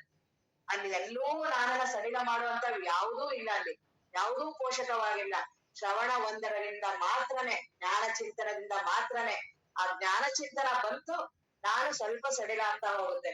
ಒಂದೇ ಸರಿ ಸಡಿಲ ಆಗೋದಿಲ್ಲ. ಕೇಳ್ತಾ ಕೇಳ್ತಾ ಮತ್ತೆ ನನಗೂ ಬಯಕೆ ಇರ್ಬೇಕು. ನಾನು ಈ ನಾನತ್ವವನ್ನ ಕಳ್ಕೋಬೇಕು, ನಾನು ಈ ಜೀವತ್ವವನ್ನ ಕಳ್ಕೋಬೇಕು. ಮಹಾತ್ಮರು ಹೇಳ್ತಿದ್ದಾರೆ ಇದಕ್ಕೆ ಸ್ವತಂತ್ರವಾದ ಅಸ್ತಿತ್ವ ಇಲ್ಲ, ಇದು ಬಹಳ ಅಪಾಯ. ಇದರೊಳಗಡೆನೆ ನಾನಿದ್ರೆ ಹೇಗೆ ನಾನು ಮೊಸಳೆ ಮೇಲೆ ಕುತ್ಕೊಂಡು ನೀರ್ನ ದಾಟ್ತೀನಿ ಅಂದ್ರೆ ಎಷ್ಟು ಅಪಾಯ ಇದೆಯೋ ಹಾಗೆ ಈ ಜೀವತ್ವ, ಈ ದೇಹ, ಮನಸ್ಸು, ಇಂದ್ರಿಯ ಏನ್ ನಾನು ಇದೀನಲ್ಲ, ಇದು ಬಹಳ ಅಪಾಯ. ಅಪಾಯ ಅಂದ್ರೆ ಅವುಗಳಿಗೆ ಸ್ವತಂತ್ರವಾದ ಅಸ್ತಿತ್ವ ಇಲ್ಲ. ಅವು ಬದಲಾವಣೆ ಆಗತ್ತೆ, ಒಂದು ದಿನ ನಾಶ ಆಗತ್ತೆ. ನಾನು ಅದ್ರ ಜೊತೆನೇ ಇದ್ದು ಇದು ಸತ್ಯ ಸತ್ಯ ಅಂತ ಅಂತಿದ್ರೆ ಮತ್ ದುಃಖಿನೇ ಆಗ್ತೀನಿ ನಾನು. ಬರೀ ದುಃಖಿ ಆಗೋದಲ್ಲ, ಮುಂದೆ ಜನ್ಮಗಳಿಗೆ ಕರ್ಕೊಂಡು ಹೋಗುತ್ತೆ. ಈ ಜನ್ಮ ತುಂಬಾ ಅಪರೂಪವಾಗಿ ಬಂದಿದೆ, ತುಂಬಾ ವಿಶೇಷವಾಗಿ. ದೇವನ ಕರುಣೆ, ನನ್ನ ನಿಷ್ಕಾಮ ಕರ್ಮದಿಂದ, ದೇವರ ಕರುಣೆಯಿಂದ ಅಲ್ಲ, ನಾನು ನಿಷ್ಕಾಮ ಕರ್ಮ ಮಾಡಿದ್ದೀನಿ ಕೋಟಿ ಜನ್ಮದಲ್ಲಿ, ಅದ್ರಿಂದ ಬಂದಿದೆ. ಈ ಜ್ಞಾನ ಚಿಂತನ ಕೇಳ್ಬೇಕಂತ ಅನಿಸ್ತಿದ್ಯಲ್ಲ, ಇದರಷ್ಟು ಶ್ರೇಷ್ಠ ಇನ್ಯಾವುದೂ ಇಲ್ಲ. ಇನ್ನೆಲ್ಲಾ ಸಾಧನಗಳು, ಇನ್ನೆಲ್ಲವೂ ನನ್ನನ್ನ ಪುಷ್ಟಿಗೊಳಿಸುತ್ತೆ, ನನ್ನ ಅಹಂಕಾರವನ್ನ ಹೆಚ್ಚು ಮಾಡುತ್ತೆ. ಜ್ಞಾನ ಚಿಂತನ ಒಂದರಿಂದಲೇ ನನಗೆ ಸಡಿಲ ಮಾಡೋದು. ಆದ್ರಿಂದ ಜ್ಞಾನ ಚಿಂತನ ನನಗೆ ಬದುಕು ಬಂದಿರೋದು. ಜ್ಞಾನ ಚಿಂತನವನ್ನ ಮಾಡೋದಿಕ್ಕೆ, ಜ್ಞಾನ ಚಿಂತನಕ್ಕಾಗೇ ಬದುಕನ್ನ ಇಡ್ಬೇಕು. ಅಪರೂಪಕ್ಕೆ ಬಂದಿದೆ, ಮಹಾತ್ಮರ ದರ್ಶನ ಆಗಿದೆ, ಮಹಾತ್ಮರೆಲ್ಲರೂ ಹೇಳ್ತಿದ್ದಾರೆ. ಆಗ ಈ ಸಮಯ ಬಂದಾಗ, ಈಗ ಪಾರಾದ್ರೆ ಬ್ರಹ್ಮಜ್ಞಾನ ಆದಂಗೆ. ಈಗ ಸಮಯ ಬಿಟ್ಟು ಇನ್ಯಾವ ದೇಹಗಳು ಶಿಥಿಲ ಆದಾಗ ಯಾರೂ ನಮ್ ಮಾತು ಕೇಳಿದೆ ಯಾವಾಗ ಬೇಕಾದ್ರೂ ಆಗ್ಬೋದು. ಈಗ್ಲೇ ಆಗ್ಬೇಕು ಆಗ್ಲೇ ಆಗ್ಬೇಕು ಅಂತ ಏನಿಲ್ಲ. ಪರಿಸರ ಇವೆಲ್ಲವೂ ನಮಗ್ ಚೆನ್ನಾಗಿದ್ದಾಗ ಜ್ಞಾನವನ್ನ ಪಡಿಬೇಕು ಅಂತ ಇದ್ದಾಗ ಪಾರಾಗ್ಬೇಕು. ಆಗ ಪಾರಾಗೋದಂದ್ರೆ ಈ ರೀತಿ ಶ್ರವಣವನ್ನ ಕೇಳೋದ್ರಿಂದ ಮಾತ್ರ ಪಾರಾಗ್ಬೋದು. ಶ್ರವಣದಲ್ಲಿ ಏನ್ ಹೇಳೋದು, ನೀನು ಅಂತಿದ್ಯಲ್ಲ, ನೀನು ಸ್ವತಂತ್ರವಾಗಿ ಇಲ್ಲ, ನಿನಗೆ ಸ್ವತಂತ್ರವಾದ ಅಸ್ತಿತ್ವ ಇಲ್ಲ, ನಿನ್ನ ದೇಹಾದಿಗಳು ಬರೀ ಕಾಣಿಸ್ತಾ ಇರೋದು. ಈ ದೇಹ, ಮನಸ್ಸು, ಇಂದ್ರಿಯ, ಈ ಭಾವನೆ ಇದ್ರೊಳಗೆ ತಾನೇ ನಿಂಗೆ ತುಂಬಾ ಸುಖ ದುಃಖ ಆಗ್ತಿರೋದು. ಈ ವ್ಯಕ್ತಿನೇ ನೀನಲ್ಲ. ಈ ವ್ಯಕ್ತಿ ಏನ್ ಕಾಣಿಸ್ತಿದ್ದಾನೆ, ಇವನ್ ಬರೀ ಎಚ್ಚರದಲ್ಲಿ ಇರ್ತಾನೆ, ಕನಸಲ್ಲಿ ಇವನಿಗೆ ಅಸ್ತಿತ್ವವೇ ಇಲ್ಲ. ಕನಸಲ್ಲ ಅಲ್ಲೊಂದು ವ್ಯಕ್ತಿ ಆಗ್ತಾನೆ ನೀನು, ಕನಸಿನಲ್ಲೂ ಇದೇ ರೀತಿಯ ವ್ಯಕ್ತಿ ಇದ್ದಾನೆ ಅಲ್ಲಿ ಒಬ್ಬ ವ್ಯಕ್ತಿಯಾಗಿ ಅಲ್ಲೂ ಹೆಂಡತಿ ಮಕ್ಕಳು ಇಲ್ಲಿ ಏನ್ ಅನುಭವಿಸ್ತೀನಿ ಅದೇ ರೀತಿ ಅನುಭವಿಸ್ತೀನಿ. ಮನಸ್ಸಿನಲ್ಲಿ ಅಲ್ಲಿ ಯಾವ್ದಾದ್ರು ಸ್ವತಂತ್ರ ಅಸ್ತಿತ್ವ ಇದೆಯಾ? ಅಲ್ಲಿ ನನ್ನ ಮನಸ್ಸೇ ಸೃಷ್ಟಿ ಮಾಡಿರೋದು ತಾನೆ. ಅಲ್ಲಿಯ ವ್ಯಕ್ತಿಗಳಾಗ್ಲಿ, ಜೀವನ ಆಗ್ಲಿ, ಬದುಕಾಗ್ಲಿ ಎಲ್ಲವೂ ಕನಸಿನ ಅನುಭವ ನೋಡು. ಅದೇ ರೀತಿನೇ ಈ ಎಚ್ಚರದನ್ನು ಸಹ ಕನಸಿನಾಗೇನೆ. ಇದನ್ನು ಸಹ ತಾನೇ ಮನಸ್ಸು ಸೃಷ್ಟಿ ಮಾಡಿದೆ. ಈ ಮನಸ್ಸೇ ತಾನೆಲ್ಲಾ ಭಾವನೆಗಳನ್ನು ಮಾಡಿದೆ. ಎಲ್ಲಾ ವ್ಯಕ್ತಿಗಳನ್ನ, ನಾನು, ನನ್ನದು, ಮೋಹ, ಮಮಕಾರ ಎಲ್ಲಾ ಈ ಮನಸ್ಸಿನ ವ್ಯಕ್ತಿ ಇದೆ. ಎಲ್ಲಾ ಈ ಕಲ್ಪನೆ ಒಳಗಡೆನೆ ಸುಖ ದುಃಖ ಅನುಭವಿಸ್ತಾ ಇರೋದು. ಇಡೀ ಎಚ್ಚರವೇ ನಾನಲ್ಲ. ಇಡೀ ಎಚ್ಚರ ಹೇಗೆ ಕನಸಿದೆಯೋ ಅದೇ ರೀತಿ ಎಚ್ಚರನೂ ಒಂದು ಕನಸು ಇದ್ದಂಗೆ. ಇವಾಗಿರುತ್ತೆ, ನಿದ್ರೆಯಲ್ಲಿದ್ದ, ಕನಸಿನಲ್ಲಿ ಬೇರೊಂದು ರೂಪ ತಾಳುತ್ತೆ. ಈ ರೀತಿಯ ಚಿಂತನಾ ಮಾಡಿದಾಗ ನನಗೆ ಏನೊಂದು ಆನಂದ ಬರುತ್ತಲ್ಲ, ಅದು ಅದ್ವೈತಾನಂದ, ಆ ಬ್ರಹ್ಮ ವಸ್ತುವಿನ ಆನಂದ. ಇದೆಲ್ಲವೂ ನಾನಲ್ಲ, ಇಡೀ ವ್ಯಕ್ತಿತ್ವವೇ ನಾನಲ್ಲ, ಇಡೀ ಜಗತ್ತೇ ಕನಸು. ನಂಗೆ ಜಗತ್ ಕನಸಿದ್ದಂಗಿರ್ಲಿ, ನಾನೇ ಕನಸು. ನಾನೇನ್ ಇದೀನಿ ಅಂತ ನನಗೆ ಏನ್ ಇಷ್ಟೊಂದು ಇದೆಯಲ್ಲ, ನನ್ನ ಬಗ್ಗೆ ಅಭಿಮಾನ ಇದೆಯಲ್ಲ, ನನಗೆ ಸ್ವತಂತ್ರವಾದ ಅಸ್ತಿತ್ವವೇ ಇಲ್ಲ. ನಾನು ಏನ್ ಇಷ್ಟೊಂದೆಲ್ಲ ಎಚ್ಚರಿಕೆಯಿಂದ ಇದ್ದೀನಿ, ಬಹಳ ಪ್ರಜ್ಞಾಪೂರ್ವಕವಾಗಿದ್ದೀನಿ, ಬುದ್ಧಿವಂತ ನಾನು, ನಾನು, ಹೆಣ್ಣು ಗಂಡು ಇವೆಲ್ಲವೂ ನಾನು ಏನೇನ್ ಹೇಳ್ತಾ ಇದ್ದೀನಿ. ನಿದ್ರೆ ಬಂದ್ರೆ ನಾನು ಇಲ್ವೇ ಇಲ್ಲ. ಎಲ್ಲೋದೆ ನಾನು ನಿದ್ರೆ ಬಂದ್ರೆ? ನಾನ್ ನಿಜವಾಗ್ಲೂ ನನಗೆ ಅರಿವಿನ ನಾನು ಚೈತನ್ಯವಾಗಿದ್ದಿದ್ರೆ, ಯಾವಾಗ್ಲೂ ನಾನು ಇರೋ ಹಾಗಿದ್ದಿದ್ರೆ ಯಾವಾಗ ಇರ್ಬೇಕಾಗಿತ್ತಲ್ಲ. ಇಷ್ಟೊಂದು ನಾನು ಹೋರಾಟ ಮಾಡ್ತೀನಲ್ಲ, ಅದ್ರ ಪ್ರತಿಫಲನಾದ್ರೂ ಏನು? ಮುಂದೆ ಒಂದಿನ ಇಲ್ದೇನಾಗ ಆಗ್ಬಿಡತ್ತಲ್ಲ, ನಾಶ ಹೊಂದುತ್ತಲ್ಲ.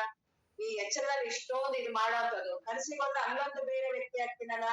ಇಲ್ಲೇನು ಹೊಟ್ಟೆ ತುಂಬಾ ಊಟ ಮಾಡಿ ಮಲಗಿರ್ತೀನಿ, ಕನಸಿಗೊಂದಲ್ಲಿ ಹಸಿವೆ, ಅಲ್ಲೇ ಬೇರೆ ವ್ಯಕ್ತಿ. ಈ ಎಚ್ಚರದ ವ್ಯಕ್ತಿಗೂ ಕನಸಿಗೂ ಒಂದು ಚೂರು ಸಂಬಂಧ ಇಲ್ಲ. ಇಲ್ಲಿ ನಾನ್ ಮಲಗಿರ್ತೀನಿ, ಅಲ್ಲಿ ಯಾವ್ದೋ ಊರಲ್ಲಿ ಓಡಾಡ್ತಿರ್ತೀನಿ. ಇಲ್ಲಿರೋನು ಸತ್ಯನೋ, ಹಂಗಾರೆ ಅಲ್ಲಿರೋನು ಸತ್ಯನೋ? ಆ ಕನಸಿನಲ್ಲಿರೋ ವ್ಯಕ್ತಿ ಹೇಗೆ ಸುಳ್ಳು, ಹಾಗೆ ಇವನು ಎಚ್ಚರದಲ್ಲಿರೋನುವೆ. ಕನಸಿಗೆ ಹೋದಾಗ ಇದ್ರದ್ದು ಒಂದು ಸ್ವಲ್ಪನೂ ಅನುಭವ ಇಲ್ಲ. ಈ ರೀತಿಯ ಚಿಂತನಾ ಮಾಡಿದಾಗ ನನ್ ಏನು ಪ್ರತ್ಯೇಕತೆ ಬರುತ್ತಲ್ಲ, ನಾನು ಏನ್ ಆ ಬ್ರಹ್ಮ ವಸ್ತುವಿನ ಆನಂದ ಬರುತ್ತಲ್ಲ, ಆ ಬ್ರಹ್ಮ ವಸ್ತುವೇ ನಾನು, ಆ ಆನಂದ ವಸ್ತುವೇ ನಾನು, ಇರೋದೇ ನಾನು ಆನಂದ ಸ್ವರೂಪ. ಇವುಗಳನ್ನೆಲ್ಲ ನಾನು ಸುಮ್ನೆ ಹುಡುಕ್ತಾ ಇದ್ದೀನಿ, ಸುಮ್ನೆ ಭ್ರಮೇಲಿ ಓಡಾಡ್ತಾ ಇದ್ದೀನಿ.